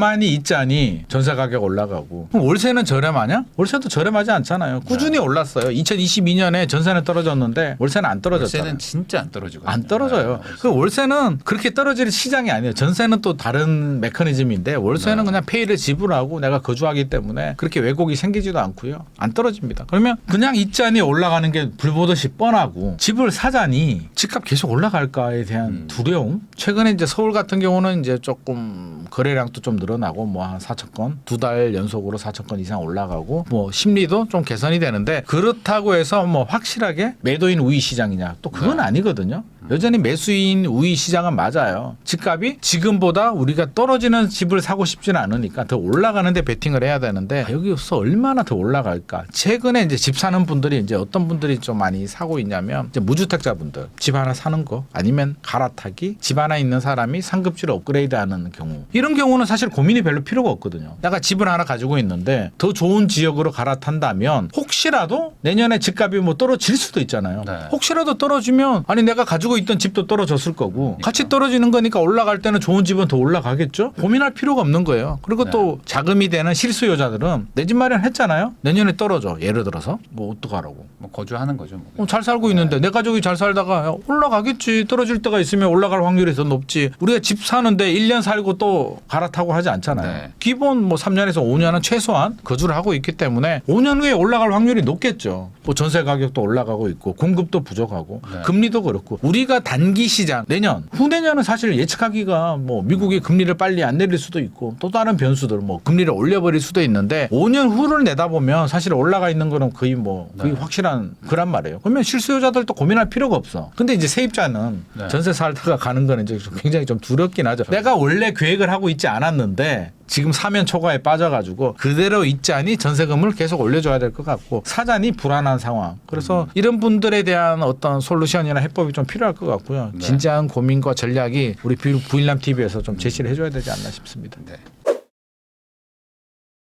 김인만 소장님하고 이야기 나누고 있는데요. 그러면 이제 말씀하신 것처럼 약간 그 투자를 뭐 이렇게 원해서 하는 분들도 있겠지만 사실 보통 대부분의 분들은 이제 전세 만기 돼가지고 월세 만기 돼가지고 어떻게 할까 하다가 사야 되나 하면서 뭐 이렇게 가시는 분들도 다 그렇습니다. 있으니까. 네네. 대부분 그렇습니다. 네. 그러면 지금 그런 분들을 이제 대상으로 만약에 말씀을 한다면 아직은 이제 매수자 우위 시장이라고 말씀하셨는데 그럼 이런 분들 입장에서는 뭐 우리 지역이 뭐 약간 뭐 아주 나쁜 게 아니라면은 뭐 살만한 뭐 그런 타이밍이라고 좀 봐야 될까요? 어떻게 봐야 될까요? 될까요? 일단 이제 우리가 원칙을 좀 정해야 되는데요. 잘 모를 때는 이제 기준과 원칙을 따라야 되는데 제 주변도 그렇고 우리 일반적으로 보면 대부분 아까 말씀하셨잖아요. 막 계산하고 전략적으로 해가지고 물론 뭐 최근에 이제 그런 분들도 있지만 일반적으로는 집주인이 전세금 몰래 달라 그래. 맞아요. 한 4달 5달 전쯤 전화. 그러면 스트레스가 내가 진짜 집 없는 서러움을 진짜 서럽거든요. 네. 결혼하신 분들은 더 서러워요. 왜? 부부가 다 서러우니까. 우리 그냥 사자라고 해서 사시는 분들이 많이 있습니다. 그래서 저도 한 20년 지켜본 결과 제가 내린 결론은 필요할 때 자금이 되고 필요할 때 사시는 분들은 항상 정답이었습니다. 설사 내년에 떨어지더라도 5년 후는 올라가 있기 때문에 필요하신 분들 자금이 되시는 분들은 그냥 하세요. 근데 집값이 떨어져요. 예를 들어서 2022년 하반기처럼 막 떨어질 때 같으면 문제가 달라지죠. 떨어지는 게 눈에 보이는데 불나방처럼 들어가는 거는 그건 아니잖아요. 근데 지금은 일단 한번 1차 하락이라는 표현을 쓰자면 1차 하락을 했고 보합세가 좀 더 이어지느냐 운이 나쁘면 2차 하락이 한 번 더 오느냐 아니면 여기서 또 조금씩 올라가느냐 그 차이인 거잖아요. 네. 그렇다면 실수요자들은 자, 세 가지 시나리오를 다 생각을 해본다면 집을 샀는데 조금씩 올라가요. 해피하지. 그럼 나쁠 거 없죠. 나쁠 거 없지. 나쁠 게 없는 게 아니라 굉장히 좋죠. 네.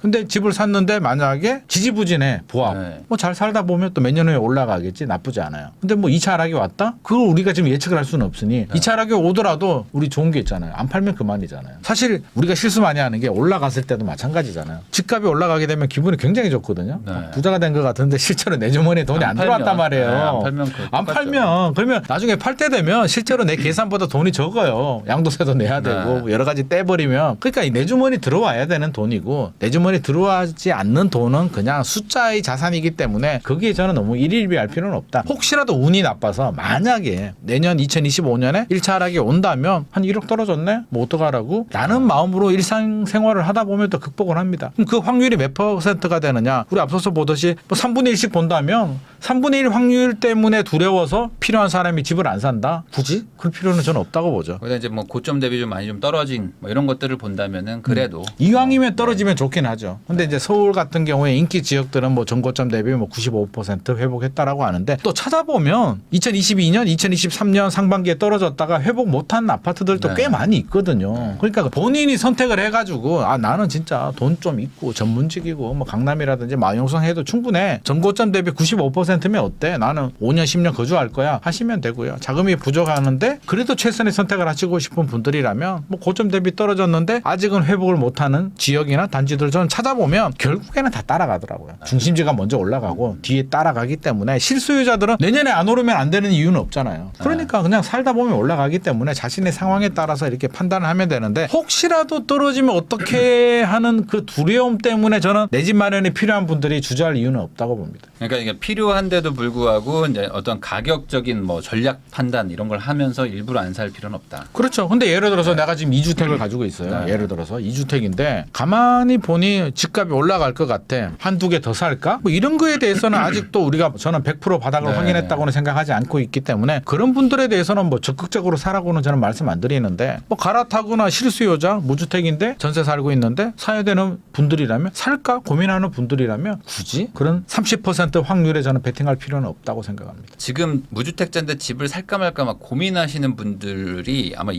이유가 가장 크지 않을까 싶은 게 이제 보통 이제 나는 살지 말지 모르겠는데 옆에 사람들도 같이 안 사면 그래 뭐 그런가 보다 괜찮지, 하는데 괜찮지. 갑자기 옆에 사람들이 사면 나도 사고 싶잖아요. 왠지 불안하죠. 뭔가 내가 잘못 생각하나? 근데 지금 거래량이 지금 막 갑자기 늘어나고 있어가지고 거래량 1, 늘어났죠. 2월은 2,500건 막 이렇게 되는데 서울 아파트 기준으로 지금 3월, 4월은 막 4,000건이 넘어갔어요. 네. 그러니까 이렇게 거래량이 급증한 거죠. 어찌 보면 2배가 된 거니까. 네. 그래서 요게 가장 좀 왜 이러지? 이런 궁금하실 것 같은데 어떤 이유를 좀 보세요? 일단 뭐 거래량이 늘어나긴 했습니다. 최근 2년간의 상황을 보면 뭐 가장 많이 거래량이 늘어나긴 했는데 뭐 저는 여러 가지 이유가 좀 복합적인 이유가 있을 것 같습니다. 일단 거래량이 늘어난 이유 중에 뭐 하나는 뭐 신생아 대출 영향도 뭐 네. 없다라고는 할 수는 없겠죠. 대출 영향도 있고 사실 2022년 하반기, 2023년 작년까지 거래량이 4,000건 넘은 적이 한 번도 없잖아요. 네. 가장 많았던 게 아마 작년 8월이었나요? 뭐 3,800 몇 건 나온 거. 보통 우리가 한 5,000건에서 많게는 뭐 15,000건까지도 나오고 하는데 그러면 2년 동안 거래량이 적었어요. 집을 많이 안 샀어. 네. 근데 집을 사야 되는 분들은 항상 존재하잖아요. 2년 동안 제가 느끼기에는 사야 될 사람들도 안 사고 있었던 거예요. 필요한 사람들 또 자금도 되고 내 집안에 또 필요한 사람들도 네. 더 떨어질 것 같은 두려움 때문에 기다리고 있었는데 이제 올해가 되니 2년이 지났죠. 어느 정도 익숙해진 부분도 첫 번째 있고요. 두 번째는 금리. 우리가 금리 때문에 집값이 많이 떨어졌는데 뭐 당장 금리가 내려가지는 않았는데 내려가겠죠. 네. 뭐 올해 안 내려가면 내년에 내려가겠지. 미국이. 그럼 미국 내리면 한국은행이 빨리는 못 내려도 뭐 우리 일반적인 생각으로는 지금 뭐 같이 내리려고 준비하고 있는 뭐 느낌이죠. 그래요. 네. 그래서 뭐 내려야 내리는 거지만 아니 올해 안 내리면 어때? 내년에 내리면 되지. 우리가 지금 안 내려서 예를 들어서 올해 내려가지고 한국은행이 0.25나 예를 들어서 0.5 내렸다고 해서 대출 금리가 뭐 엄청나게 저금리가 가고 저금리가 그렇게 가지 않잖아요. 그러니까 이건 그냥 기대 심리란 말이에요. 주식 같은 거로 보면 그러면 금리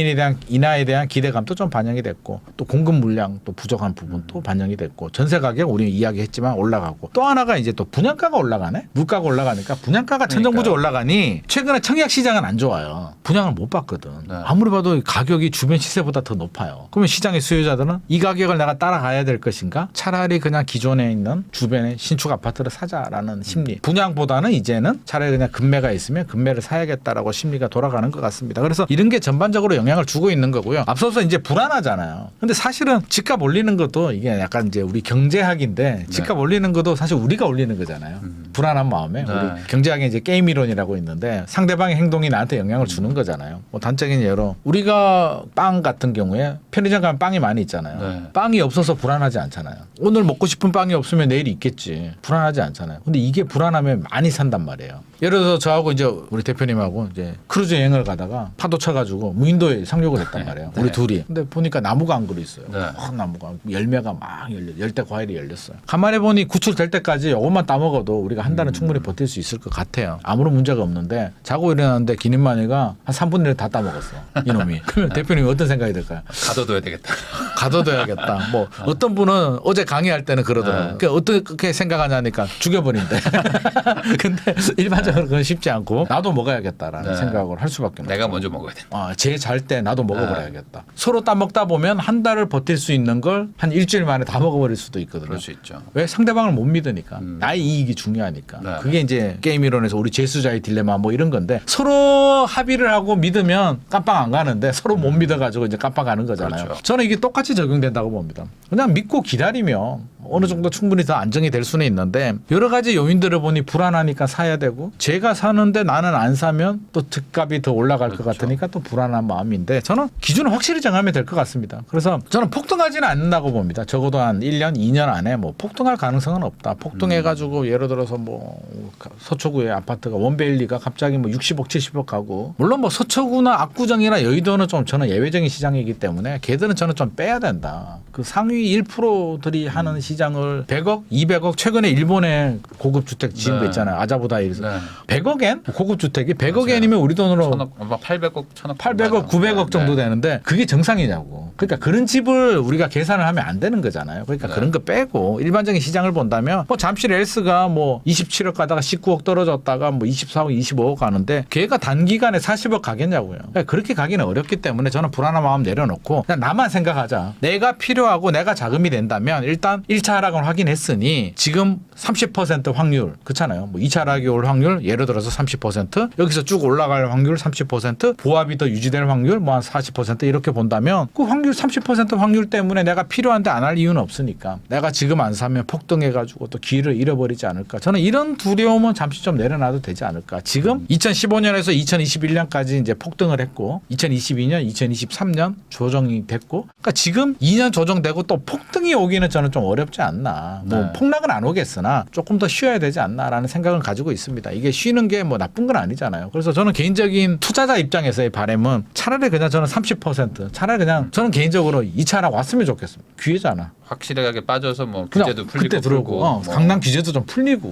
뭐 저는 개인적으로 그걸 바라고 있는데 그게 오면은 저는 땡큐라고 생각하고요. 그게 안 오더라도 적어도 2, 3년 지나면 뭐 다 해결될 문제이기 때문에 집값 비싸다 인플레 집값 인플레라고 하는데 그게 지금 2년 반 지나고 있고 앞으로 한 2, 3년만 더 지나면 5년이면 물가 오르는 게 얼만데요. 네. 그러면 2020년 2021년에 발생했던 버블은 저는 제거된다고 봅니다. 그래서 한 2, 3년 정도 보합을 유지하더라도 2, 3년 정도이기 때문에 뭐 그게 저는 이 흐름에 시스템에 이 결정에 큰 영향을 주지 않는다. 그래서 2021년처럼 막 패닉 바잉을 할 필요는 저는 없다고 생각합니다. 오히려 패닉 바잉하게 되면 우리가 집값 올리는 거고요. 여기서 급등하게 되면 저는 그 부작용은 오히려 더 저는 그게 더 무서워요. 그러니까 많은 분들이 이렇게 생각하는 것 같아요. 집값이 이제 올라간다고 말을 하면 왜 또 폭등하냐고 하냐 이러는데 그냥 이게 상승의 유리 그렇죠. 과거 몇 년이 너무 심했던 거지. 그렇지, 그게 심했던 거지. 원래 집값은 네. 장기적으로 우상향하는 올라가는 게 거죠. 천천히 올라가는 아니 거죠. 그러면 우리 월급 올라가는 거는 괜찮고 네. 집값은 계속 떨어져야 된다는 건 사실 말이 안 되는 논리고 많이 올랐으면 조정이 되는 거고요. 우리 우상향의 개념이 사람들이 우상향이라고 하면 계속 올라가라고 하는데 계속 올라가는 게 아니라 10년 전하고 지금하고 비교해 보면 가격이 올라와 있다. 중간 과정은 올랐다 내렸다가 등락을 거듭하는 거죠. 이게 정상적인 흐름이기 때문에 지금 흐름을 보면 올 상승이라고 하면 자꾸 폭등이라고 얘기하는데 상승을 폭등이라고 연관 짓지는 마시고요. 네. 상승 뭐 꾸준한 상승도 있기 때문에 하다가 또 추석 지나고 또 뭐 살짝 또 꺾일 수도 있어요. 네. 살짝 꺾일 수도 있는데 꺾였다고 해서 또 불안할 필요도 없고 이게 정상적인 흐름 등락을 거듭하는 보합 흐름이기 때문에 저는 당연히 정상적인 흐름이다. 굉장히 대한민국이 건전하다는 생각을 저는 가지고 있습니다. 그러면은 이제 아무래도 집을 살려고 할 때 가장 걱정되는 거는 뭐 오르는 건 뭐 좋은 거니까 네. 보합도 나쁘진 않은 거니까 이제 네.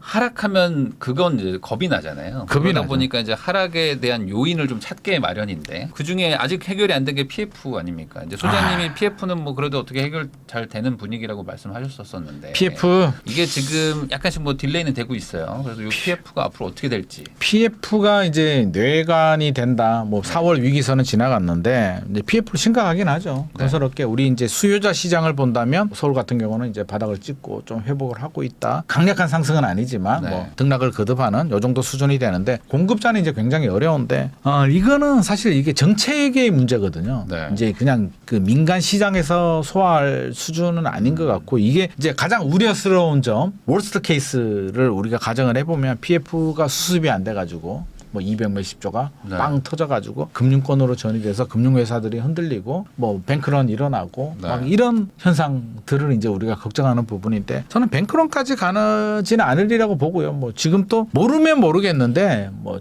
늦지만 좀 준비는 하고 있고 뭐 계속 대책을 만들고 있기 네. 때문에 저는 그런 뱅크런 사태까지는 가지 않고 제가 걱정되는 건 이제 정책인데 제가 제일 걱정하는 건 이제 일본처럼 우리가 지금 저성장 국면으로 가고 있는데 또 잃어버린 이 장기 침체로 가는 부분에 대해서 저는 사실 가장 염려하는 부분입니다. 그래서 일본을 이제 살짝 또 우리가 좀 엿볼 필요는 있는데 이제 우리가 비슷한 부분도 있고 다른 부분도 있는데 일본을 좀 보면 이제 우리하고 좀 다르긴 해요. 그래서 똑같이 가지는 않을 확률이 높은데 80년대 일본은 뭐 날아다녔잖아요. 네. 세계 경제 어마어마했죠. 2위 뭐 미국 우습지 뭐. 제가 알기로는 그때 신입사원들이 연봉 1억 받았대요. 1억 원. 1억이고 그때 이제 우리 면접 보러 가면 일본이 네. 얼마 잘 나가냐면 우리 면접비 주잖아요. 네. 그때 면접비를 50만 원 줬다고 하더라고요. 네. 보통 우리나라에서는 5만 원 주는데 네. 그러니까 면접비만 몇 번 받아도 한 달 월급이 나오는 그러니까. 정도의 네. 굉장히 흥청망청하던 시절. 뭐 그때 시가총액 1위가 NTT, NTT 도코모 SK 통신회사, 텔레콤 같은. 그쪽 SK텔레콤 같은 건데 요즘은 시가총액 하면 엔비디아, 테슬라, 뭐 애플, 구글 뭐 이런 건데 그때는 일본이 1위가 NTT고 2위에서 4위는 일본 은행. 은행이 어떻게 시가총액 1위를 하냐고. 이 버블이 얼마나 심했으면. 그만큼 엄청 잘 나가기도 했었죠. 그 나라가. 너무나 잘 나갔고 버블도 너무나 심했고 담보 대출도 담보 가액의 120%를 해줬다고 하더라고요. 네. 아니 10억 원 아파트인데 12억 원을 대출해줘. 이건 뭐야? 15 갈 거잖아. 어차피 좀 있으면 올라가니까. 좀 있으면 올라가니까 대출을 더 해주는 거예요. 이제 네. 이런 현상들이 발생하다가 터져버렸는데 이제 플라자 합의를 하잖아요. 미국이 가만 보니까 괘씸하거든. 야, 이 자식들이 키워줬더만 2차 대전 한 방 맞고 패전했는데 보상금도 안 받고 이제 키워준 거잖아요. 6.25 전쟁 덕분에 신냉전 체제가 구축이 되면서 키워줬더니 얘들이 뭐 엠파이어 빌딩도 사고 이러네. 이 자식들이 안 되겠는데 플라자 호텔 불러서 너 환율 좀 조정해라고 해서 강제적으로 조정했는데 일본이 그때만 하더라도 이제 굉장히 좀 쉽게 생각을 했겠죠. 우리가 마음속으로는 야 도쿄 땅 팔면 니들 땅 다 사, 미국 땅 다 사 뭐 이런 네. 굉장히 자존심이 강한 시절이기 때문에 했는데 이제 환율 조정을 하고 나니까 엔 저에서 이제 엔화 가치가 올라가다 보니 기업이 이제 또 수출도 안 되고. 경쟁력이 문제가 되니까 금리를 내려서 확 내려가지고 네. 그러니까 부동산이 확 폭발을 하죠. 폭발하니까 나중에 이거 뭐지라고 해서 또 규제를 들어가니까 푹 꺼지네. 일본은 공급도 엄청 많았어요. 네. 우리는 지금 공급이 그렇게 많지 않잖아요. 집값은 올랐는데 공급이 많지도 않고요. 우리는 일본처럼 대출을 그렇게 또 해주지 않았어요. 가계부채가 늘어나긴 하는데 우리는 LTV, DSR, DTI 뭐 굉장한 규제가 있기 때문에 일본처럼 그렇게 가지는 않을 것 같습니다. 않을 것 같은데 이제 제가 뭘 말씀드리고 싶냐면 정책의 실패를 말씀드리고 싶은데 일본이 장기 침체 안 갈 수 있었거든요. 충분히 여력이 있고 안 갈 수가 있었는데 이 정책의 실패 갈팡질팡하고 이것도 했다가 양자가 완화 하려면 확실히 해야 되는데 하다가 중단하다가 좀 좋아지면은 좋아졌나 싶어서 멈춰버리고 수술을 하려면 확실히 해야 되는데 배를 째가지고 경과 좋아지니까 그냥 뭐 다음에 약 안 줘버리고 이런 게 이제 일본 정책의 실패거든요. 그래서 난 우리도 그런 식의 정책 실패를 이어가지 않을까 하는 게 걱정이고요. PF도 이제 그런 거죠. 뭐 충분히 잘할 수 있고 잘하면 되는데 잘 못했을 때가 이제 저는 걱정이라는 거죠. 그래서 잘 한다는 전제 조건 하에서는 문제가 없는데 이걸 제대로 못하게 되면 이제 문제가 될 수도 있으니 좀 잘하자. 그래서 미분양도 마찬가지잖아요. 지금 미분양이 다시 늘어나고 있거든요. 왜 미분양 대책이 안 나오는 걸까요? 지금 7만 2천 호까지 다시 늘어났는데. 그래서 서울 수도권은 아니더라도 지방 미분양에 대해서는 이제 세 가지를 다 해야겠죠. 건설사들은 분양가 할인 좀 해. 니들 어차피 안 되잖아. 네. 분양가 할인하고 정부는 뭐 재산세 감면해주고 양도세 5년간 면제해주고 네. 그런 혜택들 취득세도 좀 지자체들 좀 감면 좀 해주고 은행들은 저리 대출 해주고 해서 지방 미분양 7만 2천 호 중에 80%가 지방인데 지방 미분양만 소진해줘도 저는 건설사들한테도 상당히 도움이 되고 우리 경제의 리스크도 줄어들게 되고 지방 미분양을 사게 되는 실수요자들은 얼마나 좋냐고요. 분양가 올라가는데 미분양이 한 2년 전, 1년 전에 분양했던 거잖아요. 1년, 2년 전에 분양가잖아요. 분양가인데 거기에 할인 또 해주고 세제 혜택을 주고 대출 금리도 인센티브를 준다면 저는 내 집 마련하는데도 굉장한 도움이 되겠다. 혹시라도 저는 이런 미분양 대책, 양도세 특례를 포함한 대책이 나온다면 우리 모두 귀를 쫑긋 세우고 눈을 부릅뜨고 좀 노려봐야 되지 않을까 싶습니다. 그러니까 지금 이제 말씀하신 것처럼 지금 상황이 좀 신기하다고 해야 될까? 이게 지금 막 올라가고 있는 서울은 또 분양이 없고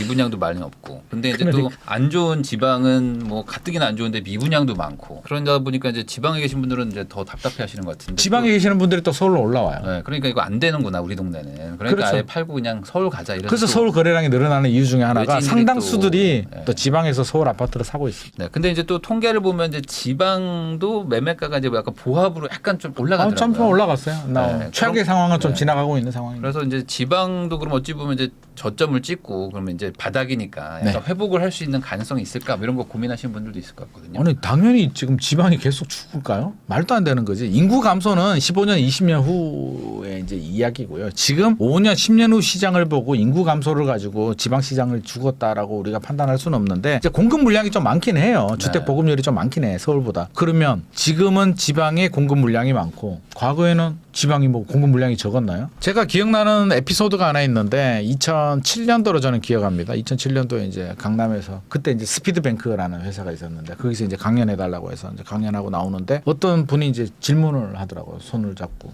궁금한 게 있어요. 그래서 뭐예요? 하니까 부산에 투자하고 싶다고 하더라고요. 2007년 당시 분위기는 이제 서울은 정신없이 올라가다가 이제 DTI 나오면서 그래도 뜨거웠던 상황. 뜨거운데 이제 뭐 약간 식을까 말까 정도도 아니고 이제 뜨거운 상황인데 지방은 안 좋았거든요. 막 난리가 났거든. 네. 미분양도 많고 뭐딱 지금 같은 분위기예요. 그래서 제가 단순한 생각에 왜요? 뜨거운 서울로 가야지 왜 부산으로 가세요? 부산은 주택도 많아요. 주택도 많고 미분양도 많고 투자자들도 관심도 별로 없는 것 같아요. 지금 서울은 뜨겁잖아요. 라고 했는데 딱 2년이 지나니까 상황이 바뀌더라고요. 서울은 집값이 떨어지는데 부산 집값이 올라가더라고요. 부산이 주택 보급률도 그 당시 100%가 넘어가고 서울은 뭐 92%? 아니 주택 보급률도 많고 미분양도 많고 이게 뭐가 문제지? 왜 이러는 거야? 라고 했는데 보니까 뭐 그렇더라고요. 이게 주택 보급률이라는 건 허수가 있잖아요. 뭐 지하 빌라 뭐 다 포함된 거고 시장의 수요자들이 원하는 건 신축 새 아파트인데 시간이 지나다 보니까 이제 건설회사들이 공급 물량을 줄이잖아요. 지방에서도